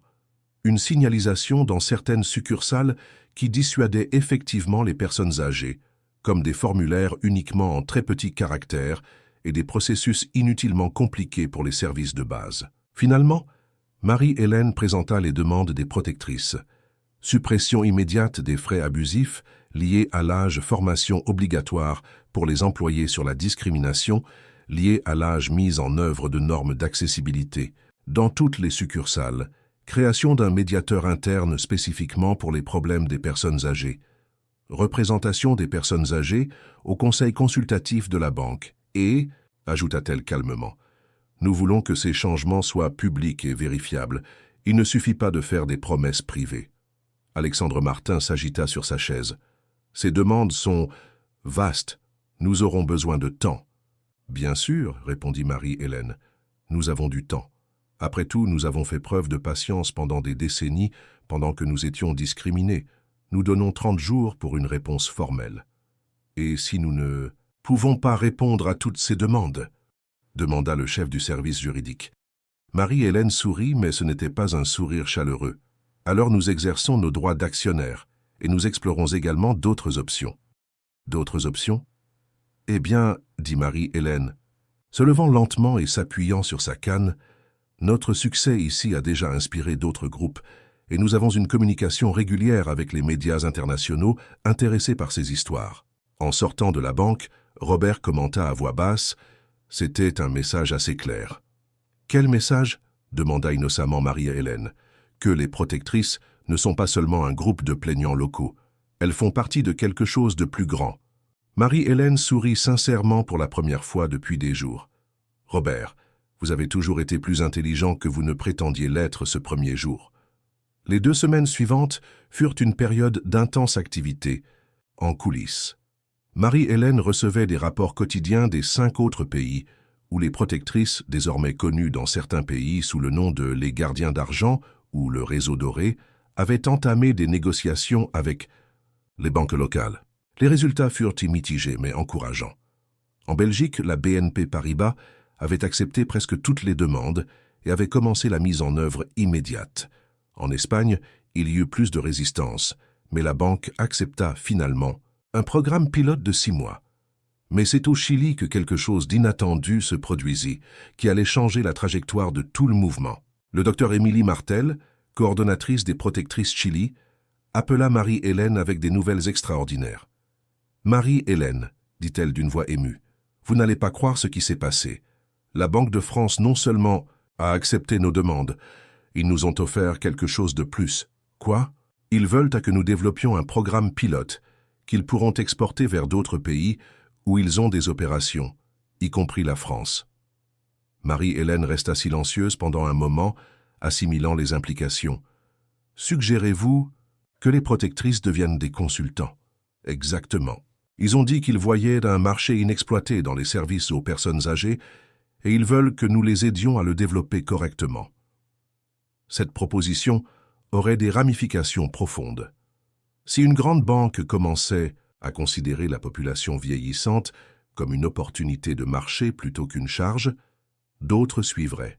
Marie-Hélène convoqua une vidéoconférence d'urgence avec tous les coordinateurs régionaux. La participation fut complète. Même le docteur Elisabeth Chen de Lima se leva à 4 heures du matin pour participer. « Chers collègues, commença Marie-Hélène, nous sommes à un point de décision critique. On nous a offert une opportunité qui pourrait transformer complètement notre mouvement. » Elle expliqua la proposition chilienne, puis présenta sa propre analyse. « Nous avons 2 voies, continua-t-elle. Nous pouvons continuer en tant que mouvement de base, en luttant banque par banque, pays par pays. où nous pouvons envisager un partenariat qui pourrait créer un changement systémique plus rapidement. Les opinions étaient partagées. Roberto Martin d'Espagne exprima ses inquiétudes. Cela ne serait-il pas coopter notre mouvement? Nous, transformer en une partie du système que nous essayons de changer.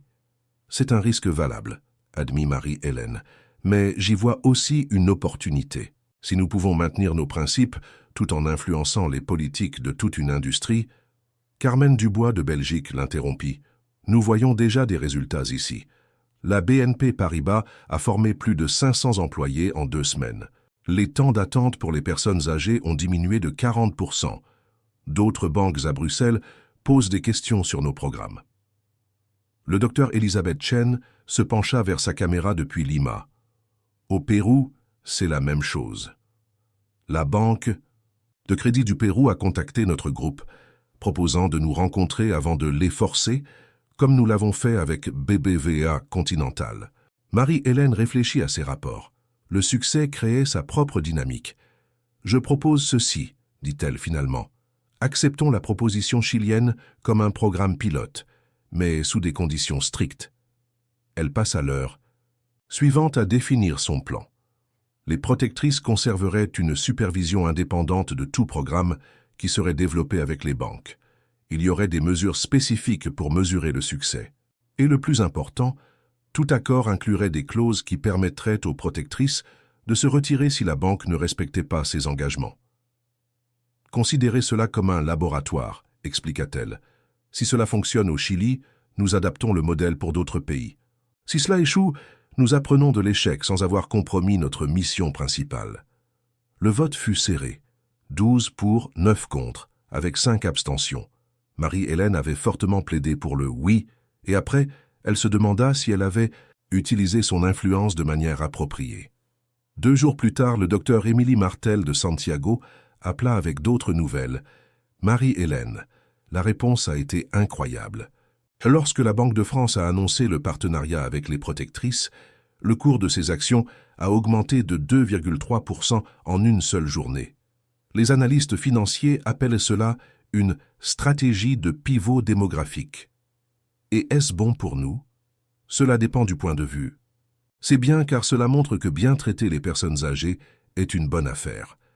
C'est inquiétant car maintenant d'autres banques voudront copier cela sans, peut-être, comprendre l'engagement réel requis. En effet, en une semaine, Marie-Hélène reçut des appels de 3 autres banques chiliennes, de 2 banques françaises et d'une banque argentine, toutes exprimant leur intérêt pour des partenariats similaires. Le génie est sorti de la bouteille, commenta-t-elle à Patricia lors d'une de ses promenades dans le centre historique de Bordeaux. Est-ce bien ou mauvais? C'est inévitable. Nous avons commencé cela pour changer une industrie. Maintenant, l'industrie voit le changement comme rentable. La question est, pouvons-nous guider ce changement dans la direction que nous voulons? À la mi-février, les protectrices s'étaient considérablement développées. De nouveaux groupes furent formés au Venezuela, en Équateur et au Costa Rica. Les groupes existants dans les 6 pays d'origine avaient grandi à mesure que l'adhésion devenait plus visible et acceptée. Marie-Hélène devint la porte-parole non officielle du mouvement, bien qu'elle ait insisté pour faire tourner le leadership et maintenir des structures décisionnelles horizontales. Le leadership dans des mouvements comme celui-ci, expliqua-t-elle, lors d'une interview avec les Échos, devrait être comme les fleuves, toujours en mouvement, toujours changeant de direction selon les besoins, mais toujours s'écoulant vers le même océan. L'interview faisait partie d'une campagne de communication stratégique. Marie-Hélène s'était rendue compte que contrôler le récit était essentiel, à mesure que les mouvements gagnaient en attention. Beaucoup de gens supposent que la discrimination envers les personnes âgées dans les milieux financiers est minime, dit-elle à la journaliste. Ils voient des incidents isolés au lieu de schémas systémiques. C'est pourquoi la documentation a été essentielle pour notre approche. « Quelle est votre vision à long terme ?» demanda l'intervieweuse. Marie-Hélène fit une pause, réfléchissant. « Imaginez une culture où l'âge est une source de respect plutôt que de mépris, où les clients âgés sont valorisés pour leur loyauté et leur expérience, où les institutions financières se font concurrence pour bien servir les personnes âgées plutôt que d'essayer de les éviter. Et comment empêchez-vous ce mouvement de devenir trop commercial? Bonne question. Une vigilance constante. Nous avons des membres originaux qui se souviennent de ce que c'était que d'être méprisés. Tant que nous garderons ces voix, au centre, nous nous souviendrons pourquoi nous avons commencé. Mais les tensions internes grandissaient. Certains nouveaux membres étaient attirés par le gain financier potentiel plutôt que par l'engagement envers la dignité et le respect. Certaines banques essayaient de coopter le langage du mouvement sans mettre en œuvre de réels changements. En mars, ces tensions atteignirent un point critique lors d'un incident majeur à Lyon. Un groupe des protectrices nouvellement formées avait négocié avec le Crédit Lyonnais, mais leur demande était significativement moins importante que celle d'autres chapitres. Elles demandaient des changements cosmétiques plutôt qu'une réforme systématique. Elles sapent tout ce pourquoi nous avons travaillé, se plaignit Carmen Dubois lors d'une vidéoconférence d'urgence. Roberto Martin, qui dirigeait le groupe de Lyon, défendit leur approche. Nous avons obtenu ce que nous pouvions. Toutes. Les batailles ne peuvent pas être gagnées complètement. Marie-Hélène pouvait voir que ce débat déterminerait si les protectrices resteraient unies avec des normes partagées ou si elles se fragmenteraient en de multiples groupes avec une efficacité différente. « Chers collègues, dit-elle fermement, nous devons maintenir nos principes fondamentaux. Il est préférable d'avoir moins de victoires, mais de maintenir notre intégrité que d'avoir plus de victoires, mais d'abandonner nos valeurs. » Cette déclaration s'avéra prophétique, car des nouvelles arrivèrent qui allaient mettre leur unité à l'épreuve comme jamais auparavant. La croissance et le succès des protectrices pourraient-ils finir par être leur propre perte, ou trouveraient-elles le moyen de maintenir leur mission originale tout en tirant parti de leur influence croissante? Le 20 mars, Marie-Hélène reçut un appel qui allait tout changer. Le docteur Isabelle Lemaire, présidente de la Fédération internationale des organisations de défense des seniors, basée à Genève, avait suivi le mouvement des protectrices avec grand intérêt. « Madame Herrera, dit le docteur Lemaire dans un français accentué mais clair, nous avons suivi votre mouvement avec fascination. Nous aimerions vous inviter à présenter votre modèle lors de notre sommet mondial annuel en mai. » Marie-Hélène ressentit un mélange d'excitation et d'appréhension. Le sommet mondial? Oui. Des représentants de plus de 60 pays y assistent. Si les protectrices pouvaient démontrer leur succès à l'échelle internationale, eh bien, imaginez l'impact potentiel. Cette invitation représentait à la fois une énorme opportunité et un risque important. Le succès pourrait diffuser le modèle des protectrices à l'échelle mondiale. L'échec pourrait exposer le mouvement aux critiques d'organisations de défense établies qui pourraient le considérer comme trop radical ou amateur. Après avoir consulté ses principaux conseillers, Marie-Hélène accepta l'invitation, mais elle insista pour emmener une délégation diversifiée. Elle-même, Patricia Moreau, Robert, représentant la transformation Rédemption, Carmen Dubois, représentant le chapitre colombien à succès, et le docteur Elisabeth Chen, représentant la perspective indigène péruvienne sur le vieillissement. La préparation pour Genève fut intense. Les protectrices avaient 3 semaines pour créer une présentation qui convaincrait un public international sceptique que leur méthode n'était pas seulement des succès locaux chanceux, mais des stratégies reproductibles. Pendant ce temps, les défis continuaient à domicile. En avril, juste quelques semaines avant Genève, la crise frappa à Paris. La Banque populaire, bien qu'elle ait signé l'accord avec les protectrices, fut prise en flagrant délit en ajoutant de nouveaux frais spécifiquement destinés aux clients âgés, cachés dans des termes complexes que beaucoup ne comprendraient pas. Ils font exactement ce qu'ils ont promis de ne pas faire, grogna Patricia lors d'une réunion d'urgence avec Marie-Hélène et d'autres coordinateurs français. Non seulement cela, ajouta Carmen, mais ils font plus attention à le cacher. Ce n'était pas une violation accidentelle, c'était une échappatoire délibérée. Marie-Hélène ressentit une trahison personnelle. Le PDG de la Banque populaire l'avait regardé dans les yeux pendant les négociations, lui avait serré la main, promis du respect pour les clients âgés. « Que faisons-nous » demanda Robert. « Genève est dans 2 semaines. Si nous rendons cela public maintenant, nous irons à l'international en ayant l'air d'avoir échoué. Et si nous ne rendons pas cela public, répondit Marie-Hélène fermement, nous irons à l'international en tant qu'hypocrites qui ignorent les violations quand cela les arrange. » Le débat continua pendant des heures. Certains ont plaidé en faveur d'une négociation silencieuse avec la Banque populaire. D'autres voulaient une confrontation publique immédiate. Certains ont suggéré de reporter Genève. Marie-Hélène écouta attentivement toutes les perspectives avant de prendre la parole. Nous avons construit ce mouvement sur la confiance et la transparence.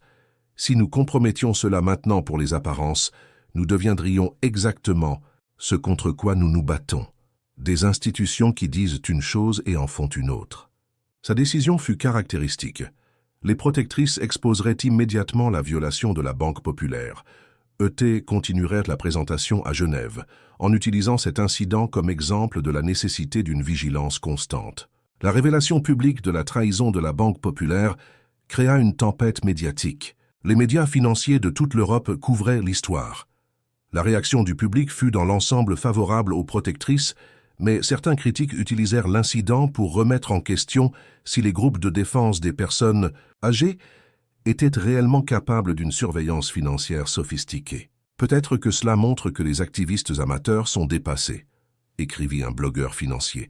Les régulateurs professionnels existent pour une raison. Marie-Hélène répondit avec un article d'opinion dans le journal Le Monde. Les régulateurs professionnels existent depuis des décennies, alors que la discrimination à l'égard des personnes âgées dans le secteur financier persistait. Parfois, ceux qui subissent la discrimination au quotidien sont les mieux placés pour la reconnaître et la combattre.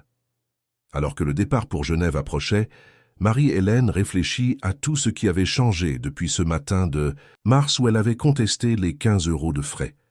Elle était sur le point de s'adresser à un public international en tant que chef de file d'un mouvement qui avait connu un succès sans précédent, mais qui était également confronté à des défis constants. « Êtes-vous nerveuse ?» demanda Patricia alors qu'elle se préparait à partir pour l'aéroport. « Terrifiée », admit Marie-Hélène avec un sourire, mais aussi excitée. Nous avons quelque chose de réel à partager. Dans l'avion pour Genève, Marie-Hélène révisa sa présentation pour la dernière fois. Elle avait décidé de commencer, non pas par des statistiques ou des réalisations, mais par une simple question. Quand avons-nous décidé que vieillir signifiait obtenir moins de respect? Le sommet de Genève s'avérerait être un tournant, bien que pas de la manière que quiconque avait anticipé. La reconnaissance de la communauté internationale de défense apporterait de nouveaux défis et des alliés inattendus qui mettraient à l'épreuve les protectrices de manière qu'elles n'avaient jamais imaginées. Alors que l'avion décollait de Paris, Marie-Hélène regarda la ville qui avait été son foyer pendant toute sa vie. À 73 ans, elle quittait sa maison pour la première fois depuis des années, portant les espoirs de millions de personnes âgées dans toute l'Europe. « Quoi qu'il arrive, » murmura-t-elle, « nous avons déjà prouvé que le changement est possible. » Le Palais des Nations à Genève impressionna même Marie-Hélène, qui avait vu de nombreux bâtiments impressionnants au cours de sa carrière bancaire. Mais celui-ci était différent. Ici, des décisions politiques étaient prises qui affectaient des milliards de personnes dans le monde entier. Le sommet de la Fédération internationale des organisations de défense des seniors fut plus petit que prévu mais plus influent. Les représentants venaient du Canada, du Japon, d'Australie, de toute l'Europe, de plusieurs nations africaines et, bien sûr, d'Europe. Le docteur Isabelle Lemaire présenta la délégation des protectrices avec des mots qui mêlaient respect et curiosité. Aujourd'hui, nous écoutons un groupe qui a obtenu des résultats notables grâce à des méthodes peu traditionnelles. Veuillez accueillir Madame Marie-Hélène Herrera et les protectrices de France. Marie-Hélène s'approcha du podium, consciente que chaque œil l'analysait. Une vieille dame française vêtue d'une simple robe bleue et de chaussures pratiques, s'appuyant sur une canne en bois sculptée. Quand avons-nous décidé que vieillir signifiait obtenir moins de respect, commença-t-elle, parlant clairement bien que son anglais fût accentué. Quand avons-nous accepté que les cheveux blancs rendent notre argent moins important pour les banques? Quand avons-nous décidé qu'être une personne âgée signifie que notre temps vaut moins que le temps d'un client plus jeune? La salle resta silencieuse. Marie-Hélène continua. En France, nous avons cessé d'accepter ces suppositions et nous avons découvert quelque chose de puissant. Les clients âgés ne sont pas des fardeaux à gérer. Nous sommes des actionnaires. Nous sommes des déposants. Nous sommes une force économique. Elle passa 20 minutes à décrire le parcours des protectrices, du rejet initial de Robert aux actions internationales coordonnées. mais elle se concentra davantage sur les méthodes que sur les résultats. La défense traditionnelle demande la miséricorde, expliqua-t-elle. Nous exigeons la justice, non pas comme des suppliants, mais comme des actionnaires. Les questions qui suivirent furent intenses. Le docteur James Morrison du Royaume-Uni demanda « Cette approche n'est-elle pas un peu agressive ?»« Est-ce agressif ?» répéta Marie-Hélène. « Ou nous traitions-nous simplement avec le même respect que nous exigeons des autres ?» Maria Johansson de Suède exprima son inquiétude. « En Scandinavie, nous préférons les approches collaboratives avec les institutions. Vos méthodes de confrontation ne fonctionneraient pas ici. » Robert, qui était resté silencieux jusque-là, prit la parole. « Madame Johansson, avec tout le respect que je vous dois, j'étais un employé de banque qui maltraitait les clients âgés. La collaboration aurait pu conduire à des améliorations mineures. Mais un changement fondamental nécessitait des conséquences. Le public fut ému. C'était inhabituel pour une confession aussi personnelle dans ces environnements formels. Le docteur Elizabeth Chen intervint, décrivant comment les communautés autochtones au Pérou avaient adopté le modèle des protectrices. Nos aînés sont traditionnellement respectés dans les contextes communautaires, mais dans les institutions financières modernes. Ils étaient confrontés à la même discrimination. Les protectrices nous ont donné le langage et la stratégie pour exiger ce respect partout. Après la présentation formelle, quelque chose d'inattendu se produisit. Pendant la pause café, Marie-Hélène fut entourée de représentants de nombreux pays, tous désireux de conversations privées. Madame Angèle Bradford d'Australie. Nous avons des problèmes similaires avec la discrimination financière. Pourriez-vous nous aider à adapter votre modèle? Le docteur Hiroshi Tanaka du Japon. Au Japon, nous respectons les personnes âgées en public, mais les institutions financières les traitent souvent de la même manière. Je suis intéressé par vos stratégies pour les actionnaires.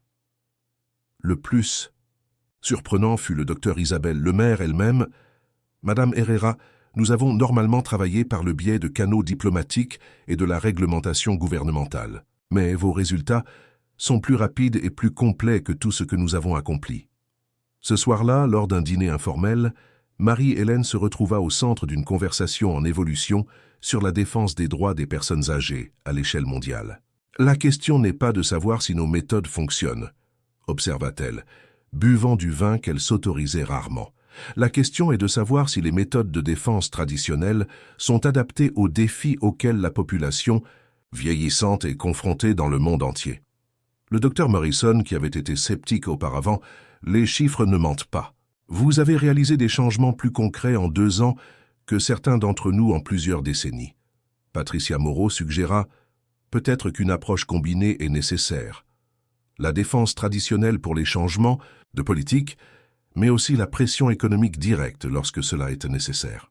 Au fur et à mesure que la soirée avançait, une alliance non officielle commença à se former. Les représentants des 8 pays demandèrent à poursuivre les discussions sur l'adaptation du modèle des protectrices. Mais ensuite, le docteur Isabelle Lemaire posa une question inconfortable. « Madame Herrera, des informations font état du fait que certaines banques en Europe utilisent votre succès comme argument marketing, prétendant être amicales avec les personnes âgées sans pour autant apporter de réels changements. Comment évitez-vous la cooptation ?» Cela toucha la plus grande crainte de Marie-Hélène. Le succès avait inspiré l'imitation, mais toutes les imitations n'étaient pas sincères. « C'est pourquoi nous maintenons une surveillance indépendante, » répondit-elle. « Et c'est pourquoi nous partageons librement nos stratégies. Les défenseurs sincères peuvent distinguer le vrai changement des ajustements superficiels. » Le lendemain matin, des nouvelles inattendues arrivèrent. Le docteur Lemaire demanda une réunion privée avec Marie-Hélène. « Madame Herrera, commença-t-elle, notre organisation a décidé de vous proposer un poste d'experte spéciale sur l'inclusion financière pour les populations âgées. Cela impliquerait des voyages, des prises de parole lors de conférences des Nations Unies, des conseils au gouvernement. » Marie-Hélène fut stupéfaite. « J'ai 73 ans. Je ne suis pas une défenseur professionnelle. Je suis juste une femme qui en a eu marre d'être disrespectée. »« C'est précisément pour cela que vous êtes efficace, » sourit le docteur Lemaire. « Allez-vous y réfléchir ?» Ce soir-là, seule dans sa chambre d'hôtel à Genève, Marie-Hélène appela à la photo de Georges qu'elle emportait avec elle, imaginant une conversation avec son défunt mari. « Qu'est-ce que tu en dirais, mon chéri ?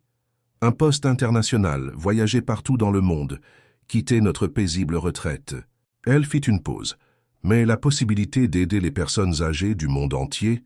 Le matin, elle avait pris une décision. Mais d'abord, elle avait besoin de retourner en France, de consulter les protectrices et de s'assurer qu'accepter le rôle international n'abandonnerait pas le mouvement local qui avait rendu tout cela possible. Le vol de retour de Genève à Paris fut silencieux pour Marie-Hélène. Alors que ses collègues délégués discutaient avec enthousiasme des opportunités qui s'étaient ouvertes, elle regardait les nuages par la fenêtre, assimilant l'ampleur de ce qui s'était passé. L'invitation à devenir experte spéciale sur l'inclusion financière pour les personnes âgées des Nations Unies représentait une reconnaissance extraordinaire, mais cela posait également de profonds dilemmes concernant l'avenir des protectrices et son propre rôle dans le mouvement. En arrivant à Bordeaux, Marie-Hélène convoqua immédiatement une réunion avec les coordinateurs régionaux. Pour la première fois depuis des mois, ils se réunirent en personne, des représentants venant de Belgique, d'Espagne et du Chili, pour ce que tous comprirent être un moment crucial. « Chers collègues », commença Marie-Hélène, assise dans le même centre communautaire où ils avaient donné leur premier cours d'éducation financière, « Genève nous a ouvert des possibilités jamais imaginées. Mais cela nous présente également des décisions qui façonneront l'avenir du mouvement. » Elle expliqua l'offre des Nations Unies, les opportunités de s'étendre à l'échelle mondiale et aussi les risques de perdre le cap sur le travail, au niveau communautaire qui les avait rendus prospères au départ. Carmen Dubois de Belgique fut la première à répondre. « Marie-Hélène, c'est la reconnaissance que vous méritez. Mais c'est aussi une reconnaissance pour nous tous, pour tout ce que nous avons accompli. » Exactement, ajouta le docteur Elisabeth Chen via la visioconférence depuis le Pérou. La question n'est pas de savoir si vous devez accepter le poste international, mais comment nous pouvons structurer les protectrices afin qu'elles continuent de croître avec ou sans un leader individuel. Roberto Martin, qui était devenu silencieusement un précieux stratège pour le mouvement, offrit sa perspective. Nous pourrions voir cette opportunité comme un risque, ou comme la preuve que notre modèle est suffisamment durable pour s'étendre au-delà de ses fondateurs. Au cours des jours suivants, les discussions intenses se poursuivirent. Certains membres s'inquiétèrent que la reconnaissance internationale change le caractère populaire du mouvement. D'autres y virent une étape nécessaire pour avoir un plus grand impact. Patricia Moreau, toujours pragmatique, souleva des préoccupations opérationnelles. Si Marie-Hélène voyage dans le monde, comment maintenons-nous la coordination entre les pays?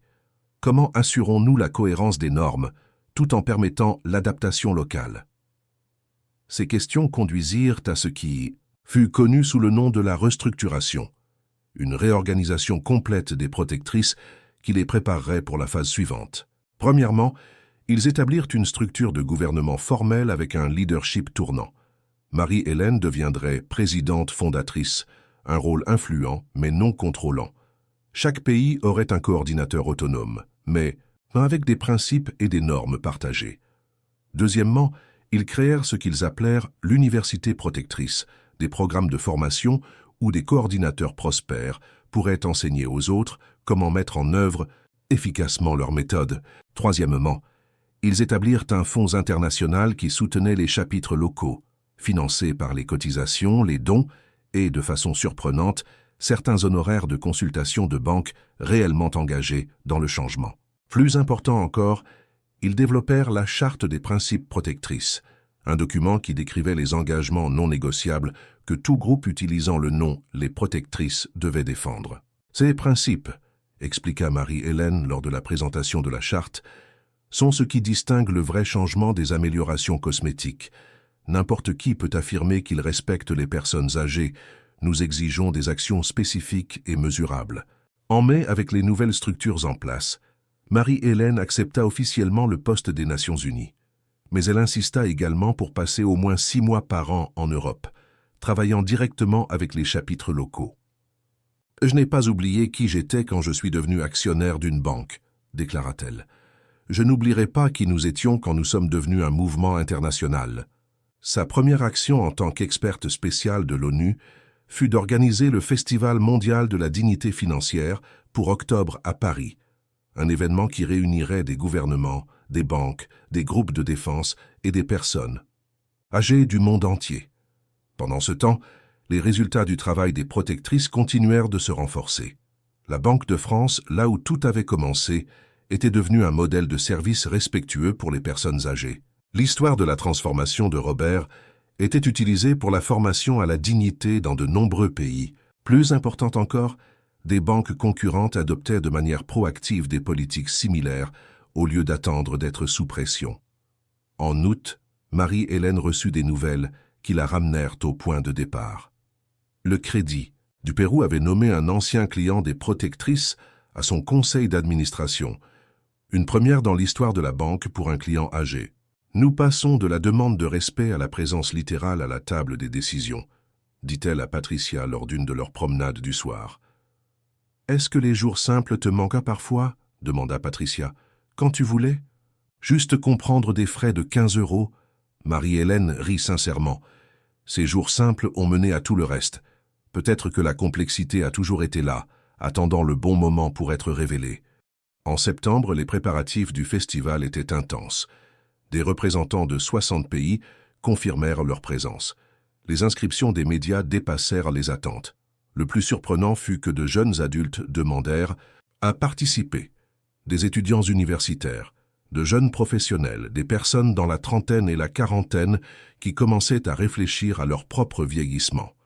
Ce pourrait être le développement le plus important, observa Robert. Lorsque le mouvement inclut des personnes qui pensent à leur avenir en tant que personnes âgées, et pas seulement les personnes âgées actuelles, le changement culturel devient plus profond. Pendant la préparation du festival, un incident se produisit qui rappela à tous combien de travail restait à faire. Un jeune stagiaire travaillant avec les organisateurs de l'événement se référa aux participants âgés comme des papis et des mamies, de manière méprisante, suggérant qu'ils auraient besoin d'une aide supplémentaire pour les tâches de base. Marie-Hélène s'occupa de cela immédiatement. L'âge à lui seul ne détermine pas la capacité. Certains de ces papis gèrent des portefeuilles d'investissement de plusieurs millions. D'autres ont des diplômes universitaires avancés, d'autres ont des compétences que les jeunes devraient apprendre d'eux. Mais sûrement, persista le stagiaire, les personnes âgées ont besoin d'adaptation et d'accommodement.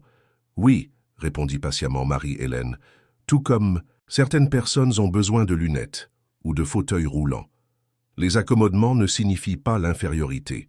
Cette interaction rappela que, malgré les progrès visibles, les changements d'attitudes fondamentaux étaient toujours en cours. La transformation culturelle ne pouvait pas être légiférée, seulement modélisée et une persévérance exigée. À l'approche d'octobre, Marie-Hélène ressentit un mélange de fierté, d'épuisement et d'anticipation.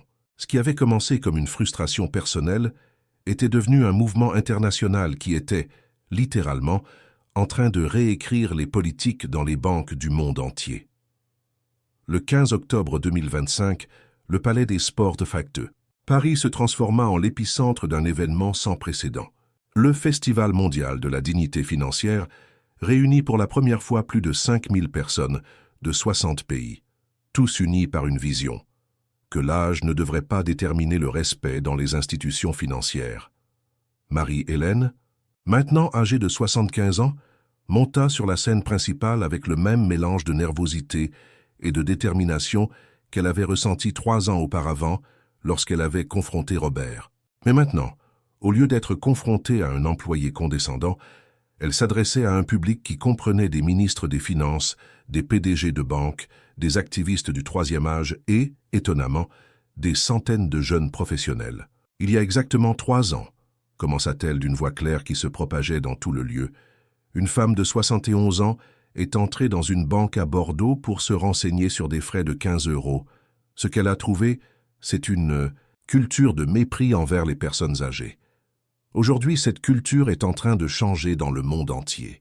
Le public éclata en applaudissements, mais Marie-Hélène leva doucement la main.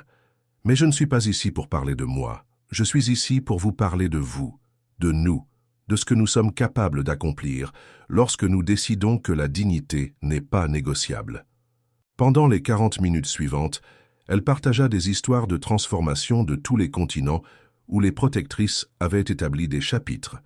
Au Japon, où les banques se faisaient désormais concurrence pour offrir les meilleurs services aux personnes âgées. En Afrique du Sud, où un programme pilote avait pratiquement éliminé la discrimination liée à l'âge dans les coopératives financières. En France, où le modèle Les Protectrices avait été intégré dans la législation bancaire nationale. Mais le plus important, continua-t-elle, est ce que nous avons appris sur nous-mêmes. Nous ne sommes pas des victimes qui attendent la compassion. Nous sommes des citoyens qui exigent la justice. Nous ne sommes pas des charges économiques. Nous sommes des participants actifs à l'économie mondiale. Dans la loge VIP, Robert Martin, désormais directeur national de la formation anti-discrimination du secteur bancaire français, essuya discrètement une larme. À ses côtés, Patricia Moreau, qui avait quitté son emploi à la banque pour diriger à plein temps les opérations des protectrices, prenait des notes pour le rapport qu'elle enverrait à tous les chapitres mondiaux. Carmen Dubois de Belgique, le docteur Elisabeth Chen du Pérou et les coordinateurs des autres pays fondateurs étaient connectés par satellite vidéo, leurs visages projetés sur des écrans géants, tandis que des milliers de participants dans leur pays suivaient l'événement en direct. « Nous avons prouvé que l'âge n'est pas une faiblesse », déclara Marie-Hélène, sa voix acquérant la force qu'elle avait développée au fil des ans en affrontant les injustices. « C'est une source de sagesse, d'expérience et de perspective qui doit être valorisée. » Le moment culminant du festival arriva lorsque Marie-Hélène invita sur scène des représentants de 20 pays différents, chacun partageant une transformation spécifique accomplie dans leur pays. Une femme de 80 ans de Nouvelle-Zélande expliqua comment les politiques élaborées par les protectrices avaient été adoptées par l'ensemble du système bancaire de son pays. Un homme de 85 ans du Kenya décrivit comment les coopératives rurales avaient éliminé les prêts usuraires ciblant les personnes âgées. Puis vint le tour de Robert. « Quand j'ai rencontré Madame Herrera il y a 3 ans, commença-t-il, d'une voix émue, je représentais tout contre quoi ce mouvement se bat. J'étais jeune, arrogant, et je voyais les clients âgés comme des obstacles à ma productivité. » Il fit une pause, regardant Marie-Hélène avec une gratitude évidente. Elle aurait pu me détruire. En tant qu'actionnaire majoritaire de la banque, elle avait tout le pouvoir pour ruiner ma carrière. Au lieu de cela, elle a choisi de me transformer. Elle m'a appris que la plus grande erreur n'est pas d'échouer, mais de refuser de grandir après l'échec.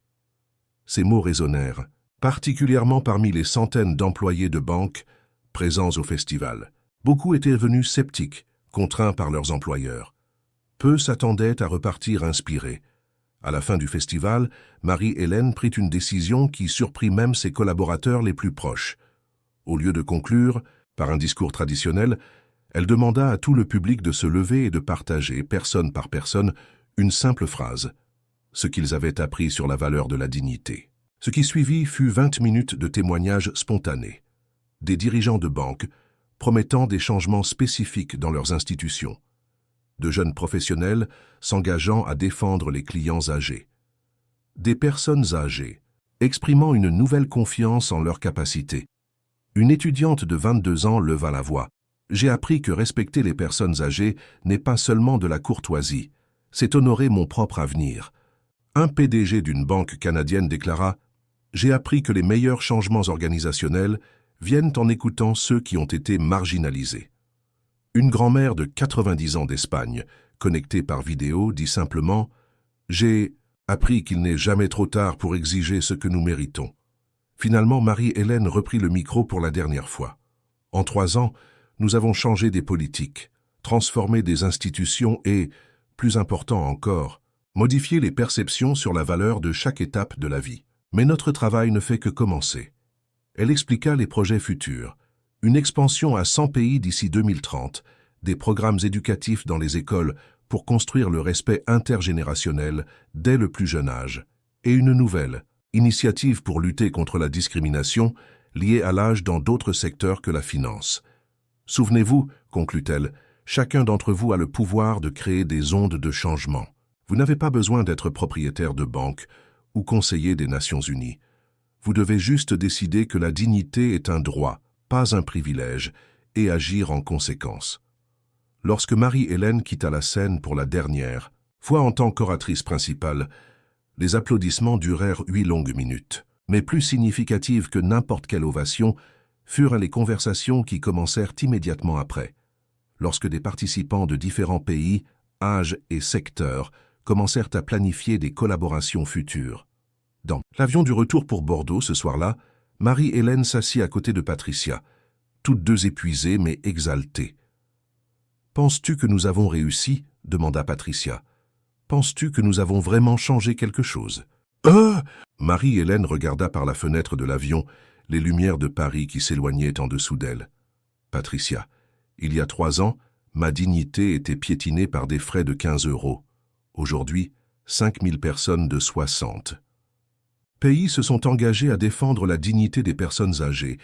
Si ce n'est pas du changement, alors je ne sais pas ce que c'est. » Elle fit une pause, souriant avec ce mélange de sagesse et de malice qui avait caractérisé tout son parcours. « Mais tu as raison de demander.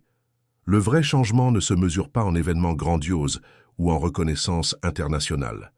Il se mesure à l'employé de banque qui traitera demain un client âgé avec un respect authentique, à la femme de 80 ans qui entrera dans une banque sans crainte, au jeune homme qui verra ses parents vieillir et saura que la société les valorisera. » En arrivant à Bordeaux, Marie-Hélène insista pour que Patricia l'accompagne faire un arrêt avant de rentrer chez elle. Elles se rendirent à la succursale bancaire où tout avait commencé, maintenant fermée pour la nuit, mais illuminée par les lumières de la rue. « Sais-tu ce qu'il y a de plus étrange dans tout ça ?» réfléchit Marie-Hélène, s'appuyant sur sa canne tout en observant le bâtiment. « Si Robert avait été courtois avec moi ce jour-là, s'il m'avait traité avec un respect élémentaire, rien de tout cela ne serait arrivé. »« Peut-être, » répondit Patricia pensivement, « mais te connaissant comme je te connais maintenant, je crois que tôt ou tard, tu aurais trouvé un autre moyen de provoquer le changement. Certaines personnes sont destinées à transformer le monde, elles avaient juste besoin de la bonne étincelle. » Marie-Hélène rit doucement. « Patricia, chère amie, tout le monde est destiné à transformer le monde. Nous devons juste décider qu'il est temps de commencer. » En retournant à la voiture, Marie-Hélène se souvint d'une conversation avec Georges il y a des années, où ils avaient parlé de l'héritage que l'on laisse dans la vie. « Le meilleur héritage, lui avait-il dit, n'est pas ce que tu construis pour toi, mais les outils que tu laisses aux autres pour construire leurs propres rêves. » Les protectrices avaient commencé par une plainte personnelle concernant des frais bancaires injustes. Elles étaient devenues un mouvement mondial qui transcendait la finance, touchant des questions fondamentales sur la manière dont les sociétés valorisent leurs membres âgés. Mais peut-être que le véritable héritage de Marie-Hélène ne résidait pas dans les politiques modifiées ou les institutions transformées. Il résidait dans les milliers de personnes qui avaient découvert qu'elles avaient le pouvoir de créer le changement, que leur voix comptait, que leur dignité méritait d'être défendue. Dans son appartement ce soir-là, alors qu'elle préparait du thé dans la cuisine qui avait été témoin de tant de réunions de planification des protectrices, Marie-Hélène réfléchit à l'extraordinaire parcours allant de ses 15 € à ce moment précis. Elle se dirigea vers le salon, où un mur affichait désormais des photographies du monde entier, des membres des protectrices du Japon, au Chili, du Canada, à l'Australie. Des sourires de personnes qui avaient trouvé le pouvoir dans l'unité, la dignité dans la résistance, l'espoir dans l'action collective.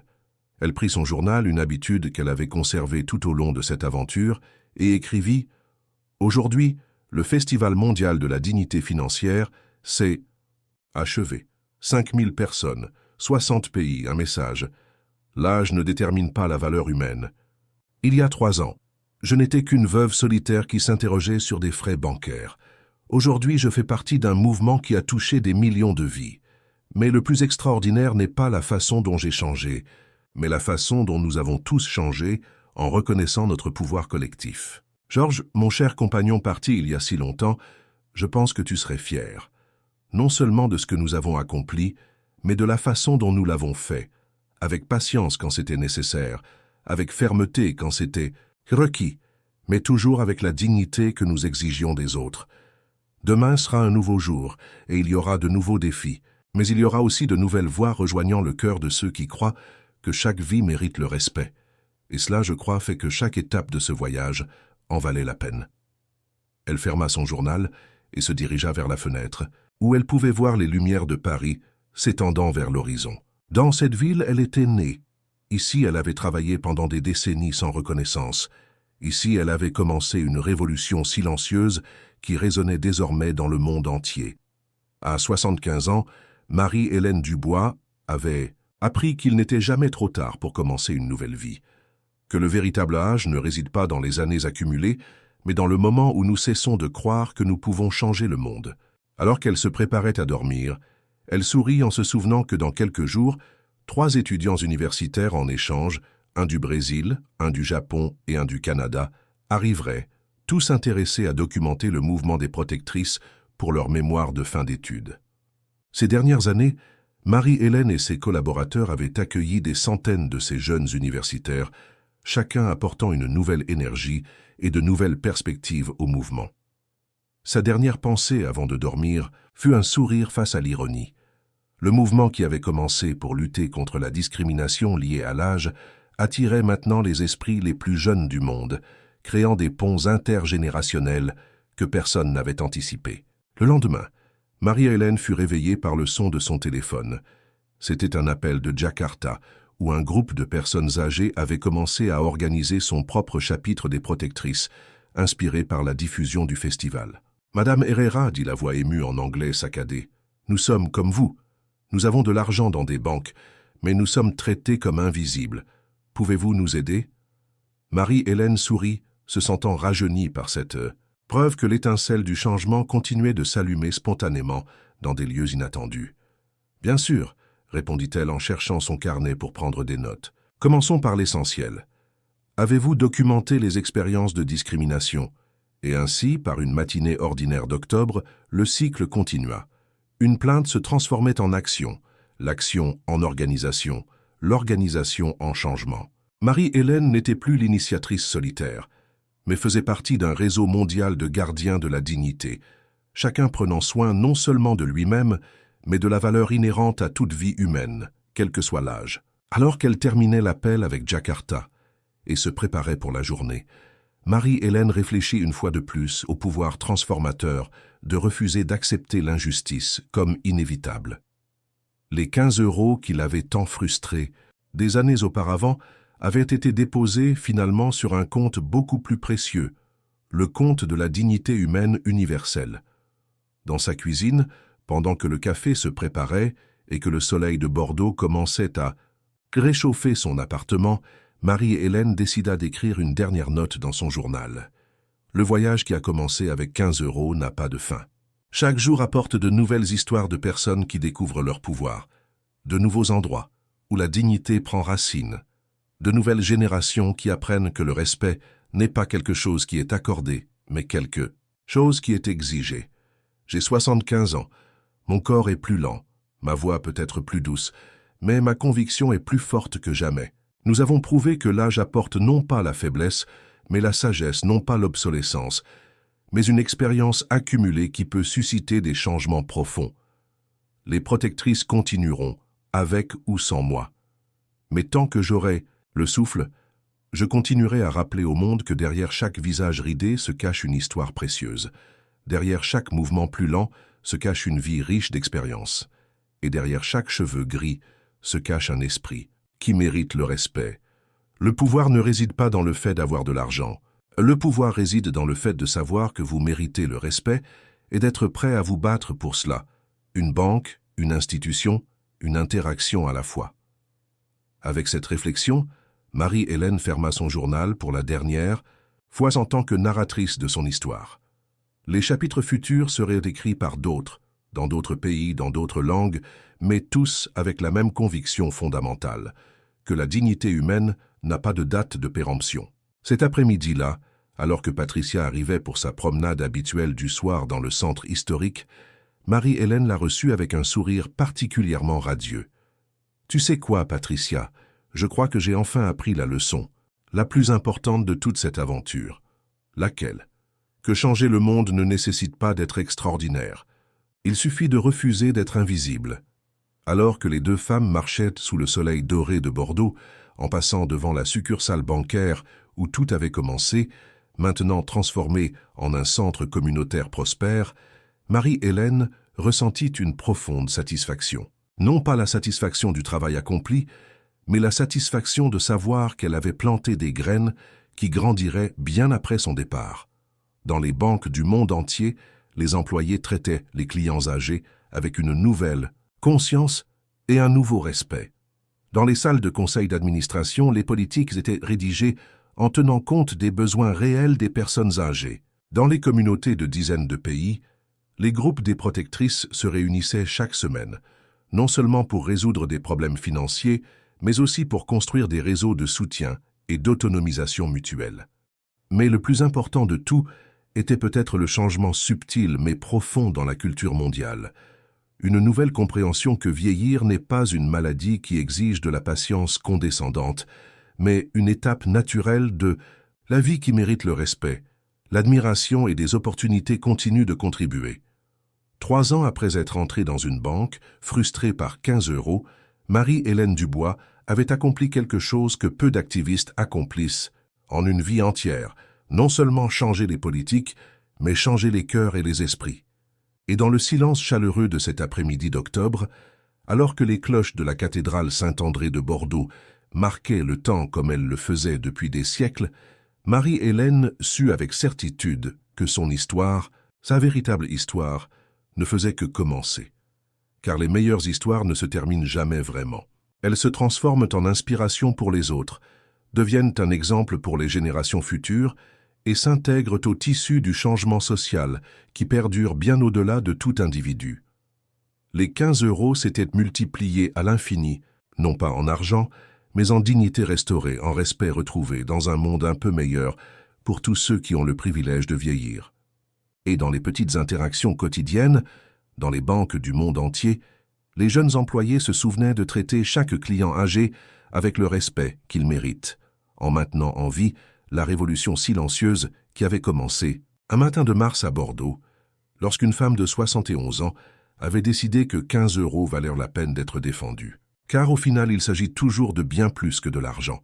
Il s'agit de la dignité. Et la dignité, Marie-Hélène avait prouvé au monde, n'a pas de prix. Félicitations. Écrivez 9 dans les commentaires pour me faire savoir que vous avez terminé avec moi.